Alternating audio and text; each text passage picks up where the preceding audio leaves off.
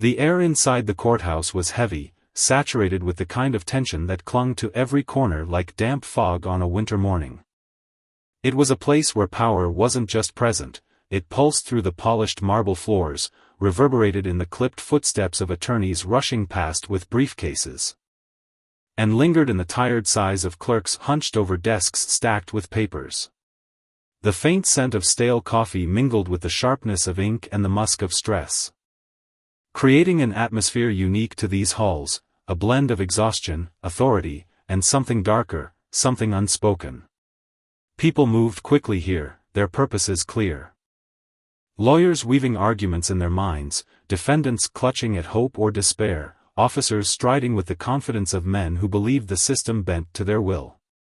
But beneath the surface, there was a fracture, a quiet, simmering fault line where justice, though promised, often crumbled under the weight of human flaws. In the midst of this restless chaos, a scene unfolded that would soon ripple through the crowd like a stone dropped into still water. Officer Daniel Hayes stood tall and imposing. His crisp uniform stretched taut across his broad shoulders, his badge catching the fluorescent light overhead and glinting like a warning. At 38, with 15 years on the force, Daniel carried himself with the unshakable certainty of someone who'd never tasted the sting of real consequences. His pale blue eyes scanned the hallway with a predator's focus.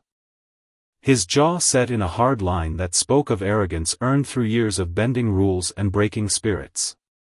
He thrived on the fear he inspired, the way people shrank back when he approached, the way their voices faltered when he barked an order. To him, the courthouse wasn't a temple of law, it was his playground. A place where his word reigned supreme and accountability was a distant myth. Complaints had been filed against him before, whispers of excessive force, racial profiling, outright cruelty, but they'd always evaporated like smoke, swept away by a department that saw his aggression as a necessary tool rather than a liability. His attention zeroed in on Jamal Robinson, a wiry 23-year-old whose voice had risen just a little too loud in the crowded corridor. Jamal's dark eyes flashed with frustration as he argued with a clerk over a paperwork mix-up, his hands gesturing wildly, his tone sharp but not threatening. To anyone else, it might have been clear he was just a young man caught in a bureaucratic tangle, his patience worn thin by a system that seemed designed to trip him up at every turn. But to Daniel, Jamal's raised voice was a challenge, a spark that ignited the officer's need to dominate. "You need to calm down," Daniel snapped, his voice cutting through the hum of the hallway like a blade.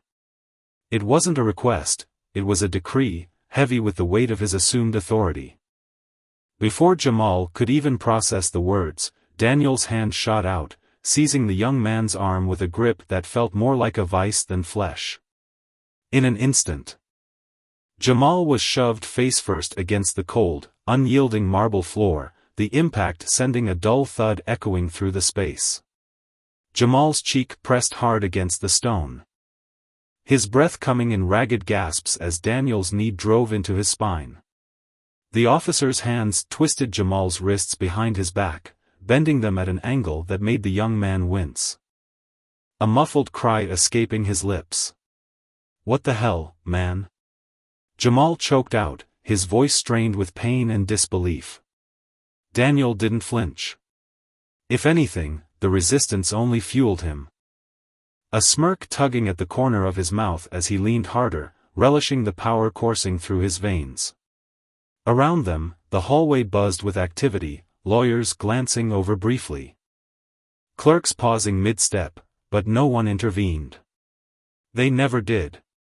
Fear, apathy, or some twisted sense of normalcy kept them at bay, their eyes averted as if this were just another day in a world where such scenes played out too often. But then, a figure emerged from the crowd, her presence slicing through the tension like a beam of light through shadow. She was a woman in her early 40s, her dark hair pulled back in a tight bun, her tailored black robe swaying slightly as she moved.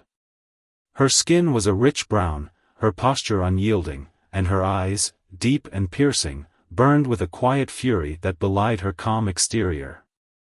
This was Judge Naomi Carter, a name that carried weight in these halls, though not everyone knew her face.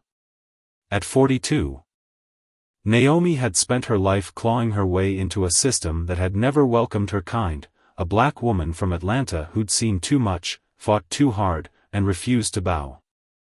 Every step of her journey had been a battle, the teachers who'd raised their eyebrows at her brilliance, the law school classmates who'd whispered she'd only gotten in through quotas. The colleagues who still looked at her gavel and saw an intruder. She'd turned every slight into strength, graduating at the top of her class, shattering glass ceilings, and earning a reputation as a judge who dispensed justice with a steady hand and an unflinching moral compass. But beneath her composed surface, she carried the scars of a lifetime spent proving her worth to a world that too often refused to see it. Naomi's heart clenched as she took in the sight before her, Jamal's pained expression, the officer's smug satisfaction. Memories flooded her mind, her father, a proud cop who'd been denied promotions despite his honor, her mother, forced to soften her voice just to be heard at work. The countless indignities she'd endured herself. This wasn't just an arrest, it was a mirror of every injustice she'd ever witnessed, every power abused, every cry ignored. "Get off of him now," she said, her voice ringing out clear and firm, a thread of steel woven through its calm. She stepped closer, her heels clicking against the marble with deliberate purpose. Her gaze locked on Daniel. The officer didn't even glance her way at first. He was too accustomed to people muttering complaints that never went anywhere, their words as fleeting as dust in the wind. But as Naomi's shadow fell over him, he finally looked up, his eyes narrowing with irritation. What he saw didn't impress him, a black woman, smaller than him, standing there as if she had any right to interrupt his work. His jaw tightened, his grip on Jamal's wrists digging in harder, as if to prove a point. "Who the hell do you think you are?" he spat, rising to his full height. He loomed over her, his 6-foot frame casting a shadow that swallowed her smaller one, his uniform pristine, his badge a gleaming symbol of his dominion. "You need to step back before I make you step back." Naomi didn't budge. Her pulse quickened, but her face remained a mask of control, her voice steady as she replied, "You're using excessive force. Let him go." There was a danger in her tone now, a quiet storm brewing beneath her words. Daniel's smirk widened, a dark amusement flickering in his eyes. He took a step closer, then another, closing the distance until he was inches from her, his presence overwhelming, oppressive, like a thundercloud rolling in. "You think you can tell me what to do?" he sneered, his voice dripping with contempt. "Listen, sweetheart, I don't take orders from your kind. You people always want to play the victim, always running your mouths like you know the law. But guess what?" He leaned in, his breath hot and sour against her face, his arrogance a palpable force. "Out here, I am the law." Naomi's fingers curled into fists at her sides, her nails biting into her palms as she fought to keep her composure. Inside, a fire raged, years of swallowed rage, of biting her tongue, of proving herself over and over again only to be met with this. Daniel laughed, a harsh, grating sound that echoed off the walls. "You're not even supposed to be here," he continued, his tone mocking. "This is a courthouse, not a welfare office. Unless you're here to mop the floors, I suggest you get the hell out before I throw you out." A few heads turned now, a ripple of unease spreading through the onlookers. Whispers stirred the air, soft, hesitant, the sound of people sensing a line had been crossed but too afraid to act. Naomi straightened, her spine rigid, her eyes blazing with a resolve that could have leveled mountains. "Last chance," she warned, her voice sharper now, cutting through the haze of his bravado. "Let him go." Daniel's patience snapped like a taut wire. "You don't give me chances," he growled. In one fluid, vicious motion, he grabbed her arm, his fingers digging into her flesh with bruising force. Twisting just enough to send a jolt of pain shooting through her. Gasps erupted from the crowd, the murmurs swelling into a stunned silence that blanketed the hallway. But Daniel didn't notice. He was too lost in his triumph, his smirk widening as he hissed, "See? That's what happens when you don't listen. Maybe next time you'll." "Officer, let her go." The voice came from behind him. Firm and cold, slicing through the air like a guillotine. It wasn't a plea, it was an order, delivered with the weight of authority that made Daniel's head snap around. For the first time. He hesitated, his grip on Naomi loosening as he registered the shift in the room. People weren't just watching now, they were waiting, their eyes wide, their breaths held. As if they knew something he didn't. The air grew thick with anticipation, the weight of their stares pressing down on him like a physical force. Something was wrong. Something was off. And then it hit him, not fully, not yet, but enough to make his stomach twist with unease. 5 minutes later, his world would collapse.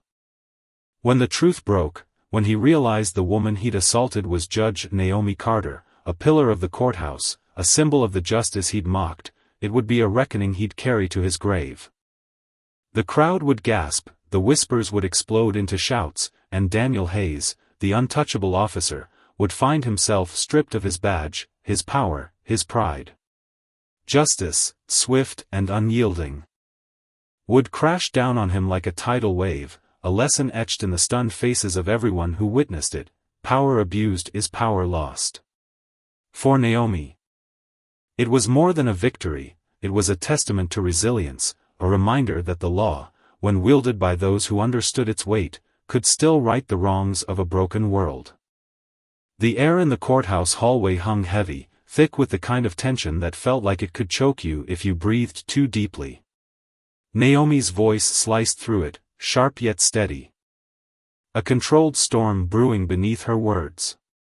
"Get off of him," she said, each syllable deliberate, laced with an edge that wasn't loud but carried the weight of a gavel striking wood. Her eyes, dark and unyielding, were fixed on Officer Daniel, who knelt over Jamal, pinning him to the cold, polished floor. She stood just a few feet away, her posture rigid. Her hands clenched into fists at her sides, not out of fear, but from a fury she kept tightly leashed. Daniel didn't even glance her way at first. His focus remained on Jamal, whose ragged breaths echoed faintly in the otherwise silent corridor. "Ma'am, step back," he muttered, his voice low and dismissive, dripping with the casual arrogance of someone who'd never had to question his place in the world. To him, Naomi was nothing, a faceless annoyance, a woman who didn't belong in his orbit. "This isn't your business." His tone was rote, mechanical, the kind of warning he'd tossed out 100 times before without a second thought. He shifted his weight, pressing his knee harder into Jamal's back, as if to punctuate his point. But Naomi didn't budge. Her feet stayed planted on the tiled floor, her shadow stretching toward him under the harsh fluorescent lights. "Officer, he's not resisting," she said, stepping closer, her voice gaining a steely resolve that seemed to reverberate off the walls. "You're using excessive force." She could feel the heat rising in her chest. A slow burn fueled by the sight of Jamal's face pressed against the ground, his eyes wide with a mix of pain and defiance. She knew that look, it was the same one she'd seen in countless faces over the years, the silent scream of someone caught in a system that didn't see them as human. Daniel finally turned his head, his gaze locking onto hers, and in that moment, the air shifted. His eyes, cold and calculating, narrowed as they took her in, not as a person, but as a threat. He didn't know her. Didn't care to know her. All he saw was a black woman standing before him, her chin lifted, her presence an unspoken challenge to the authority he wore like a second skin. That was his first mistake, though he wouldn't realize it until much later. A smirk tugged at the corner of his mouth, slow and deliberate, morphing into something ugly, something dangerous. "Listen, lady," he said. His voice thick with condescension, "I don't know what little social justice class you took, but out here, this is how things work." He rose to his full height, towering over her. His broad frame casting a shadow that swallowed her own. "Maybe next time you'll learn to mind your own damn business." His words were a dare, a taunt. His chest puffed out as if he could intimidate her into submission. Naomi didn't flinch. She stood her ground, her heartbeat steady despite the storm raging inside her. "Let him go," she said. Her voice dropping to a chilling calm, a quiet command that carried more power than any shout. Daniel laughed, a harsh, grating sound that bounced off the walls. "You think you give me chances?" His grip tightened on Jamal, who let out a stifled groan, his fingers clawing uselessly at the floor. "See, this is the problem with you people," Daniel sneered. His eyes glinting with something dark and unchecked. "Always running your mouths, always acting like you're in charge. But out here, I'm the one with the badge. I'm the one with the power." The words hung in the air, heavy and toxic, but before anyone could react, before the tension could break, Daniel made his move. His hand shot out, fast and unhesitating. Seizing Naomi's arm with a force that made her skin sting. His fingers dug in, bruising, yanking her back as if she were nothing more than an inconvenience to be tossed aside. A sharp gasp rippled through the hallway, not from Naomi, but from the onlookers, lawyers in crisp suits, clerks clutching files, a janitor frozen mid-step with his mop. They all stopped. Their eyes wide, not because of the violence itself, but because of what it meant, what Daniel couldn't yet comprehend. The atmosphere shifted. A subtle but seismic change that Daniel was too blind to notice. He still held her arm, his knuckles widening with the effort, but for the first time, a flicker of doubt danced across his face. It was fleeting, barely there, like a shadow passing over still water, but Naomi saw it. She felt it deep in her bones, the predator sensing the ground beneath it might not be as solid as it thought. Around them, the crowd held its breath, waiting, watching. Whispers began to snake through the air, soft and urgent, eyes darting between the two figures locked in this silent battle. Daniel's chest heaved, his smirk faltering as he registered the shift, though he couldn't place why. His arrogance, a shield he'd carried for years, kept him from seeing the truth staring him in the face. Naomi didn't pull away. She didn't waver. She met his gaze, her eyes burning with a quiet, unshakable strength. "Let me go," she said. Her voice calm but laced with a finality that made the hair on the back of his neck stand up. Daniel's jaw clenched, his grip tightening in defiance. "You don't tell me what to do," he spat. His voice trembling with the effort to hold on to his crumbling control. A rustling broke the silence, papers shifting, someone clearing their throat. "Officer Hayes," a voice cut through. Sharp and insistent. It came from behind them, from a middle-aged black man in a bailiff's uniform, his broad shoulders squared, his face etched with a tension that went beyond mere concern. His name was Marcus, though Daniel didn't know that, didn't care to know. Marcus had been watching from the edge of the crowd, his hands clasped tightly in front of him. His dark eyes flicking between Naomi and Daniel with an intensity that hinted at something deeper, something personal. He'd seen this scene play out too many times, power wielded like a club. Justice twisted into something unrecognizable, but this time, it was different. This time, he knew the stakes. Daniel didn't turn, didn't acknowledge him. His world had narrowed to Naomi. To the challenge she represented. "You should listen to her," Marcus said, louder now, his voice carrying a warning that Daniel still refused to heed. Daniel scoffed, shaking his head. His lips curling into that same cocky grin. "I don't take orders from." Naomi leaned in, just slightly, her voice dropping to a whisper meant only for him. "You have no idea what you just did." Her words were a blade, precise and cutting, slipping past his defenses. Daniel's smirk returned, reflexive, a mask he'd worn so long it felt like part of him. "Lady. I don't know who you think you are, but I can promise you this." "Judge Carter," a new voice interrupted, firm and familiar, slicing through the haze like a beacon. The hallway seemed to exhale all at once, a collective release of breath that left the air trembling. Naomi didn't blink, didn't move, but Daniel, he froze. For one fleeting second. Confusion creased his brow, his mind struggling to catch up. He turned his head, just enough to catch sight of the speaker, a prosecutor, a woman with wide eyes and a look of mingled shock and dread. She wasn't alone. The whispers grew louder now, a chorus of disbelief and realization rippling through the crowd, lawyers exchanging glances, clerks clutching their files tighter. Even another officer shifting uncomfortably in his boots. Judge Carter.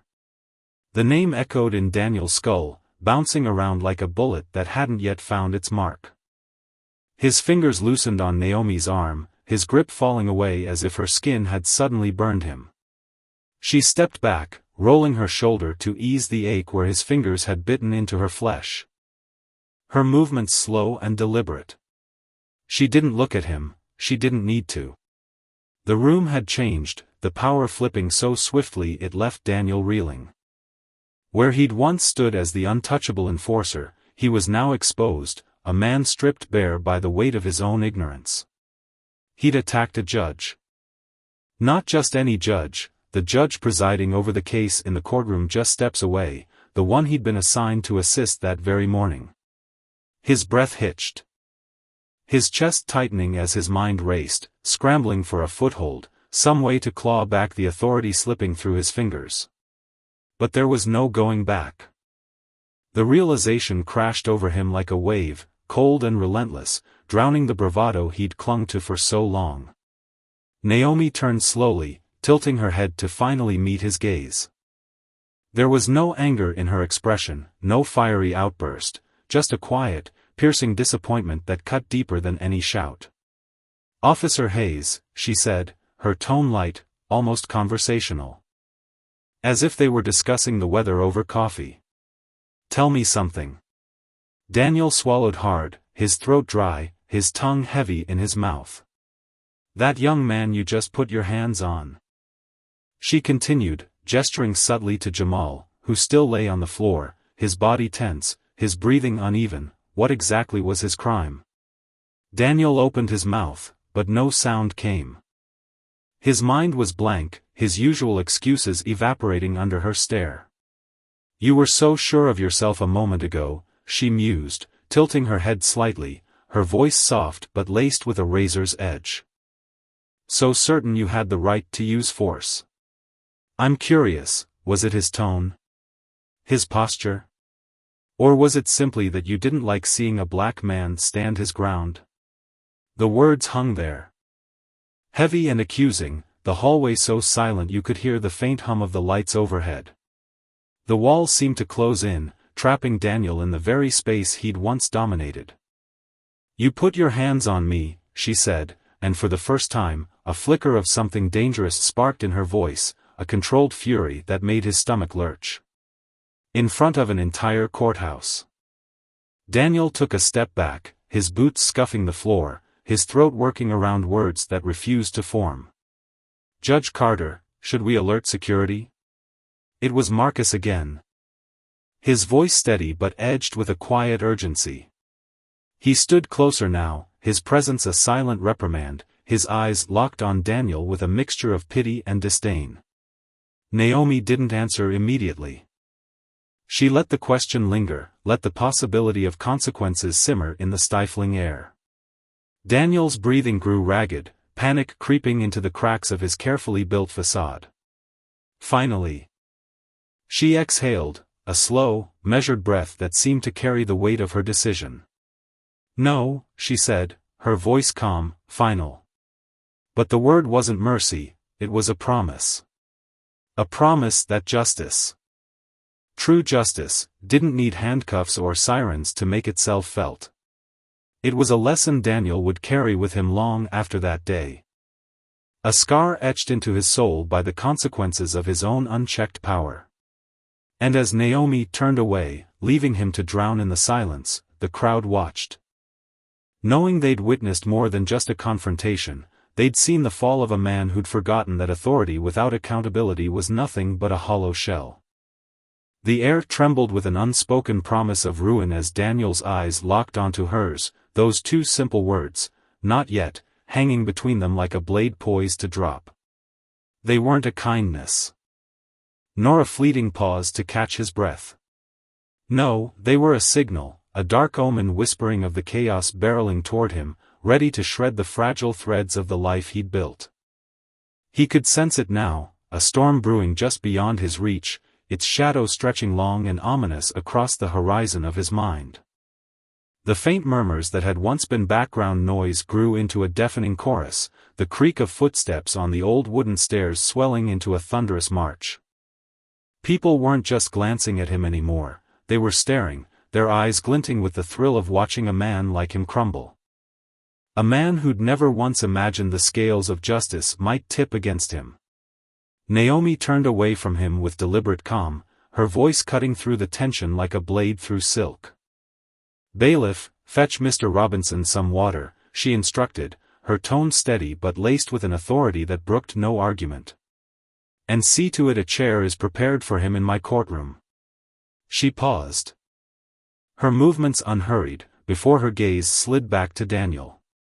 This time, a faint, knowing smile curved her lips, a smile that carried no warmth, only the weight of inevitability. "As for Officer Hayes," she added, her words deliberate, "we'll address him in due time." With that, she stepped past him, her heels clicking against the polished floor, dismissing him as though he were no more than a fleeting annoyance. Daniel stood rooted to the spot, his chest heaving, his heart slamming against his ribs like a caged animal desperate to break free. Whatever was coming, he knew it would leave him in ruins. The courtroom itself seemed to pulse with a suffocating energy. Not from the stifling heat but from the unbearable pressure of what loomed ahead. The atmosphere was thick, heavy with anticipation, as if the very walls were leaning in, eager to witness the reckoning. Every rickety bench was packed, every shadowed corner filled with onlookers, some craning their necks, others whispering behind cupped hands. All of them feeding off the tension that snaked through the room like a living creature. It slithered between the prosecution and defense, coiled tight around the man now slumped in the defendant's chair, Officer Daniel Hayes. His mind churned, replaying the last hour in jagged fragments. He'd strode into this courthouse with his head high, his badge gleaming, certain that whatever minor scuffle had unfolded in the hallway would be swept under the rug. Judge Naomi Carter, he'd told himself, wouldn't dare risk her own pristine reputation to make a spectacle of him. Surely someone, his superiors, his fellow officers, anyone, would step in, just as they always had, to shield him from the consequences. But no one did. His superiors wouldn't even meet his gaze as he was marched into the room, their faces turned away as if he'd become a stranger overnight. His colleagues, men he'd laughed with over lukewarm coffee in the precinct break room, now fidgeted in their seats, their silence louder than any accusation. Even the prosecutors, seated across from him with their neatly pressed suits and unreadable expressions, offered no hint of leniency, just a cold, calculated resolve that sent a shiver racing down his spine. For 15 years, Daniel had worn his uniform like armor, wielding his authority like a weapon. Now, for the first time, he sat on the wrong side of the law, his fists clenched beneath the table, his pulse roaring in his ears, his jaw locked so tight it ached. He refused to look at Naomi, but her presence loomed over him, unyielding, a towering figure cloaked in the black robes of justice. She didn't need to utter a word, the room itself screamed her power, the very air vibrating with the truth she'd set in motion. Then came the voice that would shatter his fragile illusions. "Officer Hayes," the prosecutor began, her tone even and unwavering, "you are being charged with assault, abuse of power, an excessive use of force against an unarmed civilian. She paused, letting the words sink in, before pressing on. We are also investigating additional civil rights violations and revisiting complaints previously dismissed under questionable circumstances. The air fled Daniel's lungs, his mouth turning to dust. He'd heard those charges before, barked out in this very room, but never aimed at him. His eyes darted to Naomi. A desperate flicker of hope urging her to intervene, to call this off, to prove it was all some terrible mistake. But she met his stare with a stillness that chilled him to the bone. Her expression unshaken, her resolve absolute. That was when it hit him, there was no escaping this. "This is insane," he muttered, his voice barely a whisper. His head shaking as if he could deny the reality closing in around him. He turned to his lawyer, a nervous, bespectacled man thrust upon him at the last second, and the police union began to back away like rats fleeing a sinking ship. "Tell them this is ridiculous," Daniel hissed, his hands gripping the table's edge until his knuckles blanched. "I was doing my job." The lawyer shifted uncomfortably, clearing his throat but offering no reply. "No, no. This is..." Daniel leaned forward, his voice dropping to a raw, urgent rasp. "You can't be serious. She's doing this to prove a point. This is political. You can't." "Officer Hayes." Naomi's voice sliced through the room, not loud, not angry, but sharp enough to silence every murmur, every rustle of paper. Daniel's head snapped up. And he truly saw her then, her head tilted slightly, studying him like a scientist examining a specimen under glass. "You keep saying that," she mused, her tone almost thoughtful. "That you were just doing your job." She let the words linger, a heavy pause that seemed to stretch into eternity, before her voice sharpened. "Tell me. Officer Hayes, was it your job to slam an unarmed man against a wall? Was it your job to trample his rights? Was it your job to lay your hands on me?" Daniel's throat constricted, words dying before they could form. He started, but she didn't let him finish. "Because if that's the case," she continued, her eyes narrowing, "then I can't help but wonder how many others you've treated the way you treated Mr. Robinson today. How many left your presence with bruises they were too afraid to speak of? How many walked away at all?" The courtroom fell deathly still, the weight of her questions pressing down on Daniel until he felt his fists tighten, his nails digging into his palms. "This is a setup," he rasped, his voice cracking with desperation. "You're just trying to destroy me." Naomi exhaled, a soft sound that carried no sympathy, only a faint shake of her head. "Destroy you?" She leaned forward, her gaze piercing through him. "Officer Hayes, you destroyed yourself." The truth of it landed like a physical blow, and he felt the walls close in completely, trapping him in a cage of his own making. There was no way out. The prosecutor rose again, her voice cutting through the haze of his thoughts. "Your Honor, given the recent events and the overwhelming evidence, including multiple eyewitness accounts, we request that Officer Hayes be suspended indefinitely pending further investigation. We also ask that his firearm and badge be revoked immediately." Daniel's entire body stiffened, the words slicing through him like a blade. "My badge," he breathed, the sound barely audible. A fragile thread of disbelief. That badge was his anchor, the one thing tethering him to the power he'd clung to for so long. Without it, he was nothing. Naomi's response was swift, her voice ringing with finality. "Request granted." The gavel struck wood, a sound that reverberated through the room like the crack of a whip, sealing his fate. Daniel's breath hitched, his body frozen as two court officers approached, their boots thudding against the floor. "Your badge and gun, Officer Hayes," one said, extending a hand. For a moment, he couldn't move, his trembling fingers hovering over the symbols of his identity. Slowly, reluctantly, he unclipped the badge from his belt, its weight a crushing burden in his palm. He handed it over, then the gun. And in that instant, it was done. His head spun, his hands curling into fists in his lap, his chest burning with a chaotic storm of rage, shame, and terror. Naomi watched him. Her eyes steady and unflinching. After a long, piercing silence, she spoke again, her voice soft but resolute. "This is what accountability looks like." The words sank into him like stones. And as he was escorted from the courtroom, past the faces that had once cowered before him, past the eyes that now saw him as a broken shell, he understood one inescapable truth. He'd spent his life believing he stood above the law, untouchable, invincible.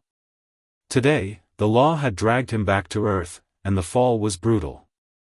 His legs felt foreign as he stumbled through the courthouse corridors, each step a battle against the weight pressing down on him. His breath came in shallow, ragged gasps, his heartbeat a wild, uneven drum in his chest. The reality of his collapse clung to him like a second skin, suffocating and inescapable. The hallways he'd once strode through with swagger now seemed to shrink around him. The walls looming closer, as if they, too, bore witness to his sins. Every pair of eyes he passed, clerks scribbling at their desks, attorneys clutching briefcases, officers he'd once called brothers. Civilians milling about, followed him. Some whispered behind their hands, their voices a low buzz of speculation. Others turned away, unable to stomach the sight of him. As if his disgrace were contagious.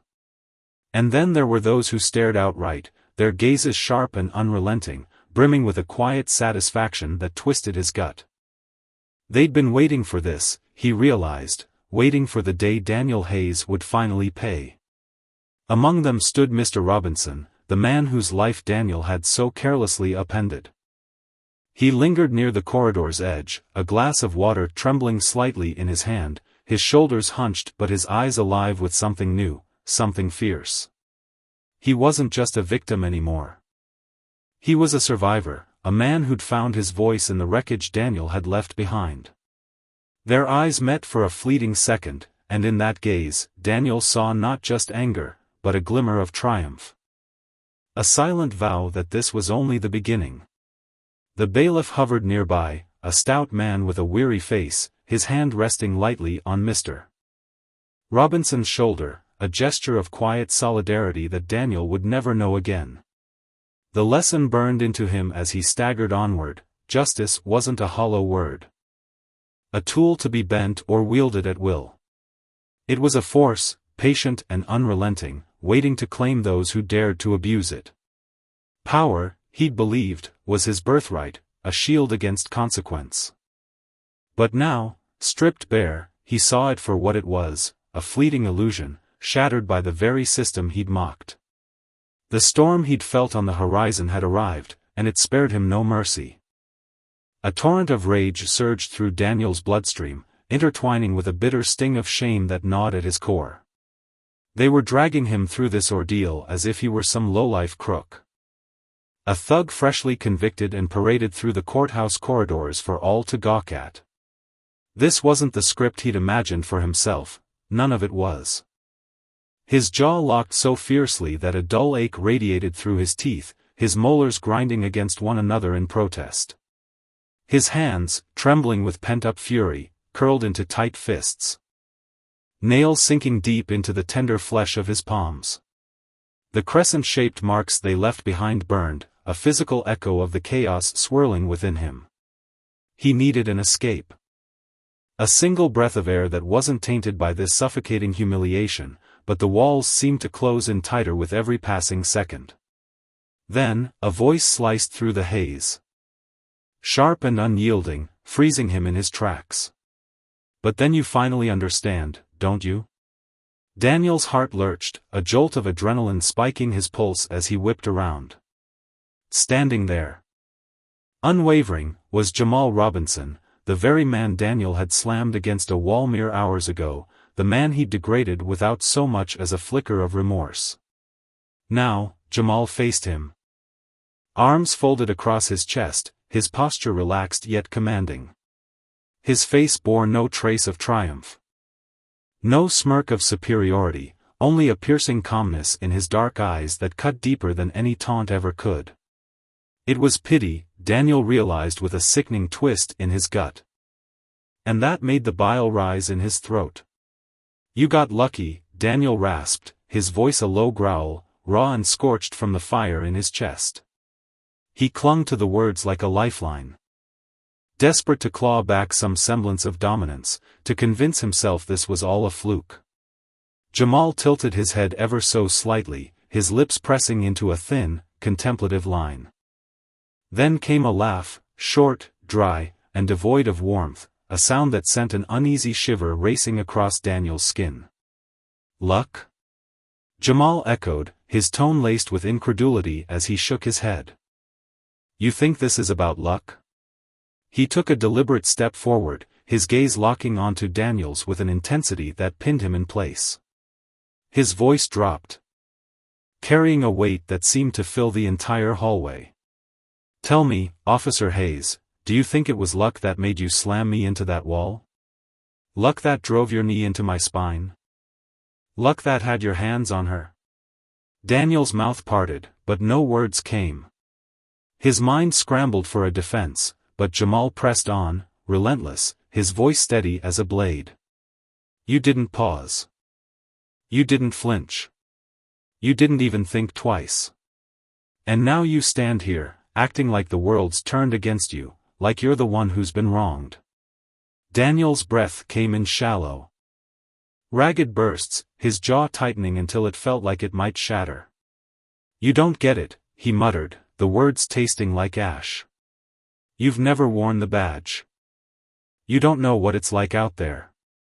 Jamal's expression remained unyielding, but something dangerous flickered in his eyes, a quiet storm brewing beneath the surface. "You think I don't know what it's like?" His voice carried an edge now, a rawness that made the hairs on Daniel's neck stand on end. "You think I don't know what it feels like to have a cop's hands on me, to be shoved against a wall for no reason, to have my body treated like it's not even mine?" A heavy silence hung between them. And Daniel felt a sinking weight settle in his chest, an ugly truth he couldn't outrun. Jamal exhaled sharply, shaking his head as if to dispel the memory. "You think today was the first time someone like you tried to break me down?" His voice dipped lower, turning razor-sharp, lethal in its precision. "The only difference is, today, someone stopped you." The word struck Daniel like a physical blow, each syllable hammering into his ribs until his breathing faltered. His nails dug deeper into his palms, the pain grounding him as his world tilted. Jamal's gaze never wavered, unflinching and resolute. "You've spent your whole life thinking that badge made you untouchable," he said, his voice softening to a near whisper, yet heavy with truth. "What do you feel like now that it's gone?" Daniel's heart thundered in his chest, a frantic drumbeat that drowned out any chance of a reply. Before he could even muster a response, a slow, deliberate clap reverberated through the corridor, slicing through the tension like a knife. He turned, his pulse spiking anew, and there she stood, Naomi Carter, poised at the far end of the hall. Her arms were crossed, her stance casual yet radiating authority, and her expression was a mask of cool detachment. But her eyes, those lethal, unblinking eyes, bore into him with a force that made his throat constrict. Fear, not anger, coiled in his gut this time, and his hands clenched into fists once more, though the gesture felt hollow. Jamal cast a fleeting glance between them, then let out a weary breath, shaking his head as if washing his hands of the whole mess. "I'll see you in court," he said simply. Before turning and walking away, his footsteps fading into the hum of the courthouse. Daniel stood rooted to the spot, his chest heaving too quickly, his mind spiraling into a chaotic abyss. Naomi approached, her heels clicking against the polished marble floor with a slow, measured rhythm, a metronome counting down the seconds of his unraveling. Each step echoed in his ears, a stark reminder that he was no longer the one calling the shots. He straightened his shoulders, a feeble attempt to mask the collapse he felt inside. But the weight of his crumbling reality pressed down harder with every breath. Naomi stopped a few feet away, her gaze dissecting him, peeling back every layer he'd built to shield himself. "Tell me something, Officer Hayes," she said, her voice calm but laced with an undercurrent of steel. He refused to answer, his jaw locked tight, but she tilted her head, studying him as if he were a riddle she'd just unraveled. "You always thought that badge made you invincible, didn't you?" She took another step closer, deliberate and unhurried. "How does it feel now, knowing that without it, you're just another man with no shield to hide behind?" His breath hitched, uneven and shaky, his pulse pounding so loudly it drowned out the world around him. "You think this makes you better than me?" he spat, defiance flaring one last time. Naomi exhaled, a faint shake of her head betraying a flicker of pity. "No," she said, her tone softening but cutting deeper for it. "But I think it forces you to see what the rest of us have always known." She leaned in, her voice dropping to a whisper meant only for him, each word a dagger slipping between his ribs. "Justice isn't just about laws, Daniel. It's about power. And for the first time in your life, you don't have any." The truth of it hit him like a tidal wave, leaving him dizzy, unmoored. For the first time, he couldn't deny it, she was right. He stumbled through the rest of the day in a daze, eventually finding himself in the courthouse's sterile waiting area. He slumped onto a hard wooden bench, the cold seeping through his clothes and into his bones. His hands rested on his knees, fingers tapping out a nervous rhythm he'd never noticed before, a telltale sign of the anxiety he could no longer suppress. His badge was gone, stripped away like a second skin. His gun, confiscated. His career, his very identity, everything he'd built, had dissolved in mere minutes. The courthouse buzzed around him, a cacophony of footsteps and voices, but it all felt distant, muffled. As if he were submerged underwater, drowning in the wreckage of his own making. He'd strode through these halls for years, shoulders squared, head high, believing he was a pillar of this place, an unshakable force. Now, people brushed past him without a glance. No nods of recognition, no hurried greetings, no murmured respects. He'd become a ghost. Invisible in a world he'd once ruled. The realization twisted his stomach into knots, a bitter lesson sinking in: power wasn't eternal. He'd always thought it was something you seized and held forever, a birthright tied to the uniform he wore. But now he saw it for what it truly was: control, influence, the ability to shape the story. And he had none of that left. The door to the judge's chambers creaked open, and Naomi emerged, her composure as unshakable as ever. But there was a new edge to her gaze. A finality that sent a fresh wave of dread crawling up his spine. He'd faced down furious suspects, men who'd cursed his name and spat at his boots, but this was different. This was judgment. Pure and unfiltered, and it shook him to his core. "Follow me," she said, her tone clipped and devoid of warmth. He hesitated, a fleeting instinct to resist, but his legs betrayed him, pushing him to his feet. They felt unsteady beneath him, like they might give out at any moment, but he trailed her nonetheless, his mind screaming for a way to salvage this, to turn back time. They stepped into her chambers, the heavy wooden door thudding shut behind them with a sound that felt final. The room was a study in authority, towering bookshelves lined the walls, stuffed with thick legal tomes, their spines worn from years of use. A massive desk dominated the center, papers stacked with meticulous precision, every detail screaming order and control. It was the kind of space that demanded reverence, and Daniel felt smaller than ever standing within it. Naomi positioned herself near the desk, her eyes fixed on him, waiting. He cleared his throat, the sound hoarse and brittle, barely holding together. "Is this where you tell me my life's over?" he asked, forcing the words out. Naomi's exhale was sharp, almost exasperated. As she shook her head. Your life isn't over, Daniel. But the life you thought you were owed? That's gone. His fingers twitched, a restless tick he couldn't suppress. You think I deserve this? He pressed, his voice cracking. Her eyes narrowed, a flash of something cold passing through them. Did you ever stop to think the people you laid your hands on deserved what you gave them? His jaw tightened, a reflex to deflect, but she stepped closer, cutting him off before he could speak. You weren't what, Daniel? Her voice was icy now, sharper than a blade. You weren't cruel. You weren't unjust. You weren't drunk on your own authority. His throat closed up, words dying before they could form. Naomi's gaze didn't falter, her voice steady but thick with disdain. I've seen the reports, Daniel. The complaints that piled up, dismissed before anyone bothered to listen. Your name, again and again, attached to people whose lives you turned upside down. She paused, letting the weight of her words settle. Justice isn't a privilege you get to wield however you please. It's a balance, and you tipped it too far for too long. The room seemed to shrink around him, the air growing thick and oppressive. For years, he'd worn his badge like armor, believing it elevated him above consequence.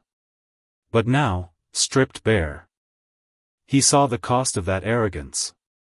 Jamal's words echoed in his mind, someone stopped you, and Naomi's pierced through what little defiance remained. Power unchecked was a poison.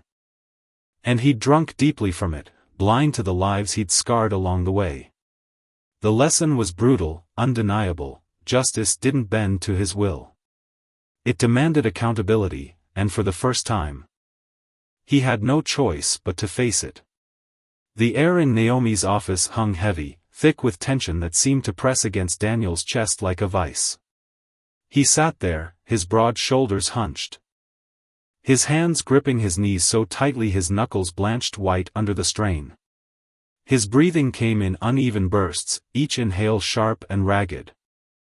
As though the very act of drawing air was a battle he wasn't sure he could win. His pulse thundered in his ears, a relentless drumbeat that drowned out the world beyond these four walls. The room itself felt alive, conspiring against him, its beige walls creeping inward, narrowing the space until it seemed to choke him, forcing him to confront a reality he'd spent years running from. For the first time in his career, Daniel wasn't the one in control.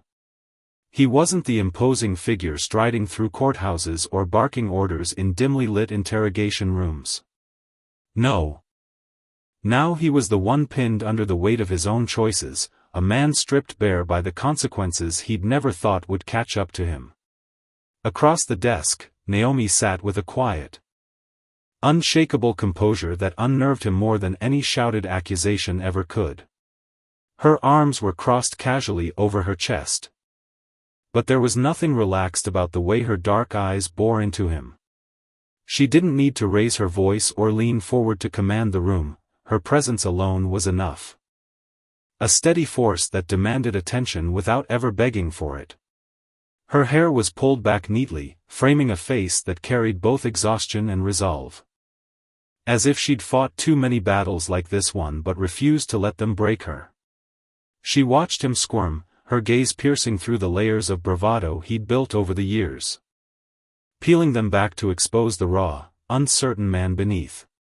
You mistreated them, she said, her voice low but cutting, each word landing like a stone dropped into still water. You used your power to humiliate, to control, to intimidate. Daniel shook his head, a quick, jerky motion that betrayed his unease. His lips parted as if to argue. But the words faltered before they could form. You don't know what it's like out there, he muttered, his voice rough, almost pleading. He wanted her to understand, to see the chaos of the streets. The danger that lurked around every corner, the split-second decisions that defined his world.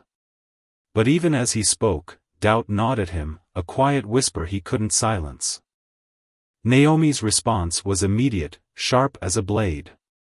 She scoffed, her arms tightening across her chest as she leaned back slightly in her chair. No. I don't know what it's like to walk into a room and have everyone instantly see me as the authority, she said, her tone dripping with sarcasm that masked a deeper bitterness.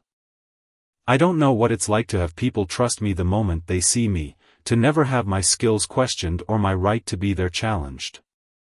You really think I haven't spent my whole life fighting a system that's rigged against me? Her voice trembled faintly. Not with weakness but with the weight of years spent clawing for respect Daniel had always taken for granted. She paused, letting the silence stretch, her eyes never leaving his. You walked into every space like it was yours by birthright. And when someone didn't bow to you, didn't shrink under your shadow, you made damn sure they regretted it. Daniel's hands curled into fists, his nails digging into his palms until the sting was all he could feel. His chest burned, a wildfire of anger and shame warring within him. I was just doing my job, he said, the words spilling out like a reflex, a shield he'd wielded so many times before. But they sounded weak now, brittle. As if they might shatter under Naomi's steady gaze. Her lips pressed into a thin line, and for a moment, her expression softened, not with pity, but with something closer to disappointment. Your job was to serve and protect, Daniel, she said, her voice quieter now, laced with a gravity that made his stomach twist. Tell me. Who were you protecting when you slammed Jamal Robinson against that wall? She leaned forward slightly, her elbows resting on the desk, her hands clasped as she waited for an answer he didn't have. Who were you serving when you grabbed me, when you treated me like I was nothing? The memory flashed through Daniel's mind unbidden, Jamal's wide, frightened eyes as his back hit the brick.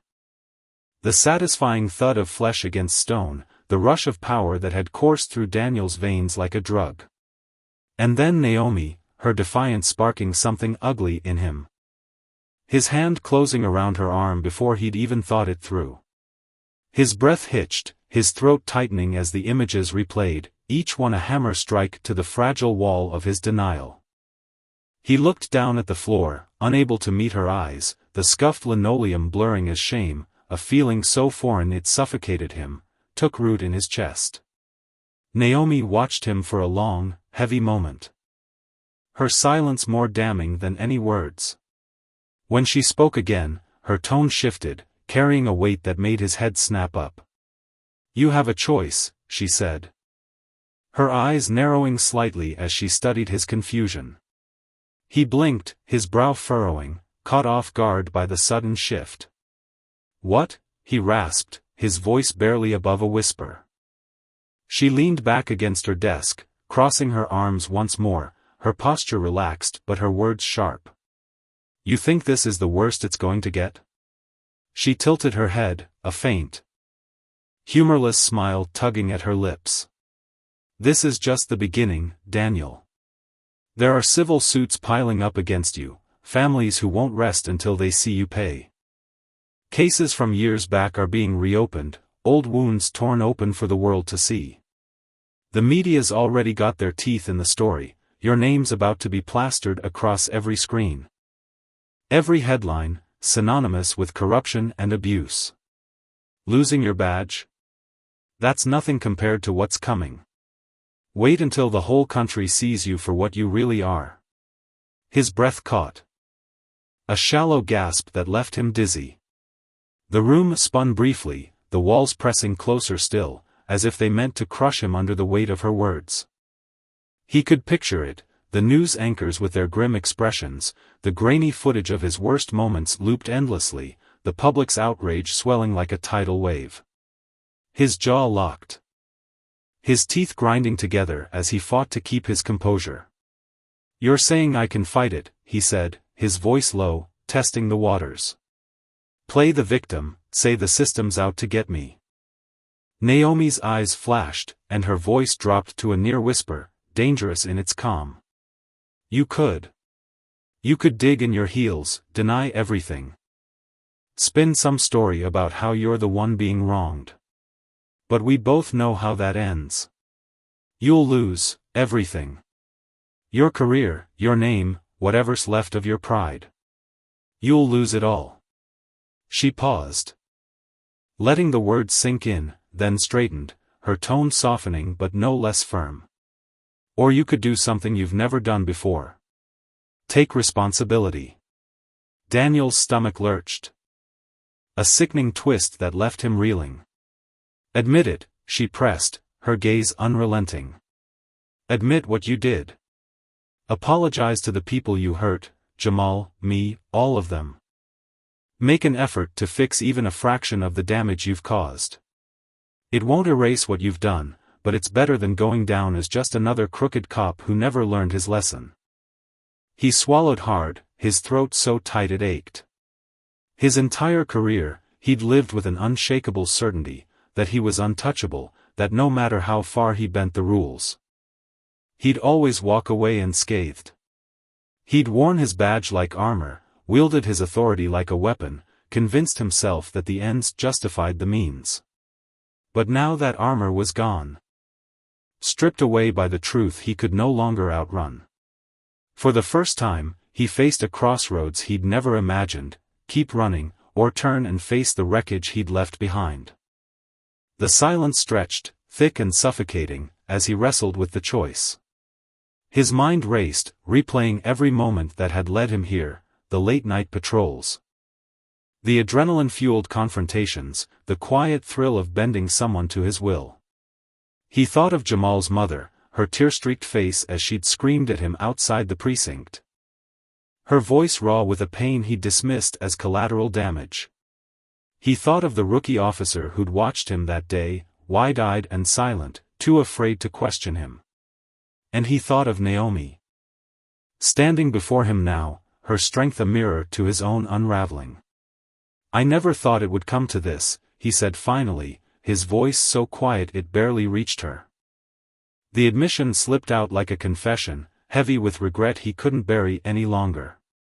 Naomi nodded, a small, almost imperceptible gesture, as she leaned back in her chair. Her fingers laced together, resting in her lap as she regarded him with a mix of weariness and resolve. "And that's exactly why it did," she said, her words striking him like a physical blow. "You thought you were above it all, above the rules, above the people you were supposed to protect. You convinced yourself that hurting people was part of the job, that it made you strong. But it didn't. It just made you blind." His jaw clenched, a muscle twitching in his cheek as he fought the urge to argue. "I thought I was doing what I had to," he said. But the words rang hollow even to him, a flimsy excuse crumbling under scrutiny. Naomi arched an eyebrow, her expression unyielding. "Your job was to uphold justice, Daniel.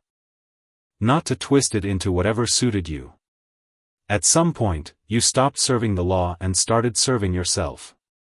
And now you're paying for it." He exhaled sharply, dragging a hand down his face, his fingers trembling slightly as they brushed against the stubble on his jaw. He wanted to push back, to cling to the narrative he'd built, that he'd been a good cop, that the streets had forced his hand, that he'd had no choice. But the lie wouldn't hold. Deep down, he knew the truth: he'd relished the power, the control, the fear in people's eyes when he loomed over them. He'd let it define him, let it corrupt him, until he couldn't tell where the job ended and the monster began. "I didn't mean for it to get this bad," he said, his voice cracking under the strain. His nails pressed harder into his palms, the pain grounding him as his world tilted. Naomi sighed. A sound heavy with exasperation and something softer, maybe pity, maybe just fatigue. "That's what they all say when it's too late," she replied, shaking her head. "You've got a long road ahead, Daniel. There are people out there who'll never forgive you, people who'll spend the rest of their lives hating you for what you took from them. They'll demand justice in ways you can't even fathom yet. And you're going to have to live with that, every single day." He looked away, his throat constricting as her words painted a future he couldn't escape. He saw himself alone, stripped of his uniform, his identity, haunted by the ghosts of his own making. "And you?" he asked. His voice raw, vulnerable in a way he hadn't allowed himself to be in years. What about you? Naomi's gaze didn't waver, steady and unflinching. You think I could destroy you, he continued. His tone dropping, laced with a quiet desperation. You could make sure I never recover from this, never work again, never rebuild. You could. She cut him off with a sharp exhale, her head tilting as she interrupted. The difference between us, Daniel, is that I don't abuse my power just because I can. I believe in justice, not revenge. But don't confuse that with mercy. You will be held accountable. The only question is whether you're ready to face it. His breath came shallow, his chest tight as her words settled over him like a sentence. Justice, not revenge. The distinction burned, a lesson in the very thing he'd failed to uphold. He'd spent years doling out his own warped version of justice, believing it made him untouchable. But true justice, he realized now, didn't bend to ego or arrogance, it demanded accountability, and it was coming for him whether he was ready or not. Naomi tilted her head slightly, her voice cutting through his spiraling thoughts. You think this is the worst it's going to get? She asked again, echoing her earlier warning. This is just the start. Civil suits are stacking up, lawyers circling like vultures, digging through every report, every complaint you thought was buried. More cases are being reopened, old scars ripped wide open. The media's already running wild with it, your name's about to be a synonym for everything wrong with the system. Losing your badge was the easy part. Wait until you see what happens when the whole world knows your face, your story, your sins. The room seemed to shrink further, the air thinning as panic clawed at his chest. He could feel it already, the weight of a nation's judgment, the unrelenting spotlight that would strip him bare. He'd always thought power was his shield, but now it was his noose, tightening with every misstep he couldn't take back. Naomi's voice, steady and unrelenting, offered him no comfort, only the cold clarity of a reckoning long overdue. And as he sat there, rigid and trembling, the lesson sank in: power unchecked was a poison, and justice, when it came, spared no one, not even him. The air in Naomi's office hung heavy, thick with tension that wrapped around Daniel's chest like a vice, squeezing tighter with every breath he struggled to take. His heart pounded against his ribs, a relentless drumbeat of dread, as Naomi's words sliced through the silence. You can fight it, she said, her voice dropping to a near whisper, yet it carried an edge so keen it could cut glass. You can twist yourself into knots pretending you're the one being wronged, insist the system's turned its back on you, swear up and down that you're the victim here. But deep down, you know where that road leads. It's a dead end, Daniel. You'll lose everything. He shut his eyes for a fleeting second, hoping to block out the weight of her stare, the suffocating truth pressing in from all sides. But there was no hiding, no dark corner to retreat to. The room itself seemed to close in, a small, dimly lit space with peeling paint on the walls. A single flickering bulb overhead casting jagged shadows that danced mockingly across the chipped wooden desk between them. The faint hum of traffic outside filtered through the cracked window, a distant reminder of a world that no longer felt like his. Naomi leaned forward, just enough for the creak of her chair to punctuate the stillness, her voice softening into something almost tender yet laced with a quiet menace. Or, she said, letting the word hang like a guillotine blade, you could try something new, something you've never even considered before. Own up to it, Daniel. Take responsibility. His pulse roared in his ears, a thunderous rush that drowned out the hum of the city beyond. Admit what you've done, she pressed, her tone steady and unyielding, each syllable landing like a stone on his chest. Say it out loud. Apologize to the people you've crushed under your boot, the ones you've wronged. Do something, anything, to start clawing your way back from the mess you've made. It won't erase the past, Won't stitch up every wound you've inflicted, but it's a hell of a lot better than fading into history as just another crooked cop who never learned a damn thing. Daniel's throat burned as he swallowed, the taste of bile rising sharp and bitter. His hands, resting on his knees, twitched faintly, the tremor betraying the storm raging inside him. For years, decades, even, he'd carried himself with the unshakable belief that he was the bulwark against chaos, the thin blue line holding society together. Every choice he'd made, every boundary he'd crossed, he'd justified it with that badge pinned to his chest, the gleaming shield that told him he was untouchable. The late nights on patrol, the split-second calls in dark alleys, the times he'd bent the rules to keep control, it had all been for the greater good, or so he'd convinced himself. The system, he thought, would always stand by him, a silent partner in his crusade. But now, sitting here, stripped of that armor, he saw the lie for what it was. The system hadn't turned its back on him, it had never been his ally to begin with. It was a cold, indifferent machine, and he'd been a fool to think otherwise. His breath came in shallow, uneven bursts, his mind a tangled snarl of memories and excuses. Just hours ago, his world had been solid, unshakable. Now, it lay in ruins, shattered in the span of a single day. He sat there, motionless, his body rigid as if carved from stone, the weight of Naomi's words pinning him to the chair like a boulder pressing down on his lungs. He'd spent his career chasing the illusion of power, clinging to the idea that as long as he held the reins, his authority, his gun, his badge, no one could touch him. He'd told himself his actions were righteous, that the bruises he left on suspects like Jamal Robinson were just the messy cost of keeping order. A quick shove, a barked command, a report filed with half-truths, it was all part of the job, honed by years of walking the beat. But now, stripped bare, he felt smaller than he ever had, a man unraveling at the seams. His hands clenched into fists, nails digging into his palms as if the pain could anchor him, keep him from falling apart entirely. Naomi's gaze bore into him, steady and unrelenting. A quiet force that didn't waver even as he squirmed beneath it. She wasn't shouting, wasn't jabbing a finger in his face. She didn't need to.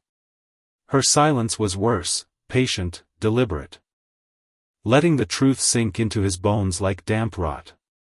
He dragged a hand across his face, the heat of shame prickling behind his eyes, a raw, gnawing ache that felt alive, clawing at his insides with jagged teeth. You think if I just spill my guts, everything's gonna be fine? His voice rasped out, rough and strained, each word a splinter dragged from his throat.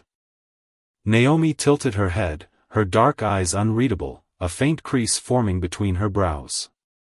No, she said simply, her tone flat but not unkind. But it's the only shot you've got at walking out of this with even a shred of your dignity intact. A sharp, bitter laugh escaped him, hollow and brittle, echoing faintly off the walls. Dignity, he muttered, the word tasting like ash on his tongue. That's a good one. You really think there's any of that left to salvage? His voice cracked, fraying at the edges. And he shook his head as if he could shake off the weight of her stare. Naomi exhaled slowly, her breath a soft hiss in the quiet room, her gaze never faltering. That's up to you, she said, her voice steady as granite. Are you about to sit there and tell me you don't regret a single thing you've done? He opened his mouth to argue, to throw up some flimsy defense. But the words died before they could form. The truth lodged in his throat, a fist squeezing the air from his lungs. Regret wasn't a strong enough word for the flood crashing through him. He saw Jamal Robinson's face, young, defiant, scared, crumpling under his grip, the way he'd treated him like a nuisance, a speck to be swept aside. He remembered the sneer he'd worn, the casual arrogance dripping from his voice as he barked orders, the way he'd grabbed Naomi too, dismissing her without a second thought because she didn't fit his narrow view of who mattered. He'd strutted through every encounter, certain he'd walk away unscathed because he always had, until now. Now, the regret was a living thing, twisting in his gut, whispering all the ways he'd been wrong. When he spoke again, his voice was barely a murmur, fragile and faint. "I never thought it'd end up like this." Naomi nodded, just a slight dip of her chin, her fingers lacing together as she studied him with those piercing eyes. "And that's exactly why it did," she said, her words landing like a sucker punch, knocking the breath from him. "I thought I was just doing my job," he mumbled, but the excuse sounded feeble even to him, a child's plea in the face of her unwavering calm. Naomi arched an eyebrow, her expression sharpening. "Your job wasn't to hurt people, Daniel. But somewhere along the line, you convinced yourself it was." His jaw tightened, muscles locking as his body betrayed the turmoil inside. He wanted to snap back, to insist it wasn't that simple, that the streets were a war zone, that split-second decisions couldn't be judged by outsiders, that keeping order meant getting dirty sometimes. But the words wouldn't come. They were hollow now, crumbling under the weight of the truth staring him down. His fingers pressed harder into his palms, the sting of his nails grounding him as he fought the urge to bolt from the room. "It wasn't supposed to go this far," he said, his voice trembling with the admission. Naomi sighed, a sound heavy with exasperation, shaking her head faintly. "That's what they all say, Daniel. After it's too late." His stomach twisted into knots, a sick lurch that made him want to double over. "You've got a long road ahead," she went on, her tone firm but not harsh, like a judge delivering a sentence. "There are people out there who'll never forgive you, people who'll want you to pay in ways you can't even fathom yet. And you're going to have to live with that, every single day." He turned his head, unable to meet her eyes, his throat so tight he could barely swallow. The room felt smaller now, the walls inching closer, the air growing thin. "And you?" he croaked, his voice hoarse and raw. "What about you?" Naomi didn't flinch, her gaze locked on him. "What about me?" "You could ruin me," he said, quieter now, the uncertainty creeping in. "You could make sure I never work again, never climb out of this hole. You could." She cut him off with a sharp exhale, shaking her head again. "The difference between us, Daniel, is that I don't throw my weight around just because I can." Her voice hardened, resolute. "I believe in justice, not revenge. But don't you dare mistake that for mercy.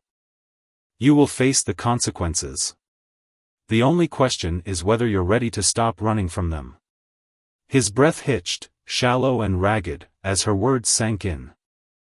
"You think this is the worst of it?" Naomi asked, tilting her head slightly, a faint challenge in her eyes. "This is just the starting line. There are lawsuits piling up, civil cases with your name all over them. Old files being dusted off, reopened. The media's already got their teeth in this. Your face is about to be plastered across every screen, your name a synonym for corruption. Losing your badge? That's nothing compared to what's coming. Wait until the whole country sees you laid bare, sees the man behind the uniform." His chest seized again, a fresh wave of panic tightening its grip. Naomi's voice dropped once more, soft but razor-sharp. "You can fight it," she said, circling back to where they'd started. "Play the martyr, deny it all, blame the system for chewing you up and spitting you out. But you and I both know how that story ends. You'll lose." She paused, letting the silence stretch, then leaned in closer, her whisper carrying a dangerous promise. "Or you can do what you've never done before, own it. Admit it. Face it. Say you're sorry to the people you've broken, try to mend even a fraction of the wreckage you've left behind. It won't undo everything, but it's a damn sight better than being remembered as just another washed-up cop who couldn't face the mirror."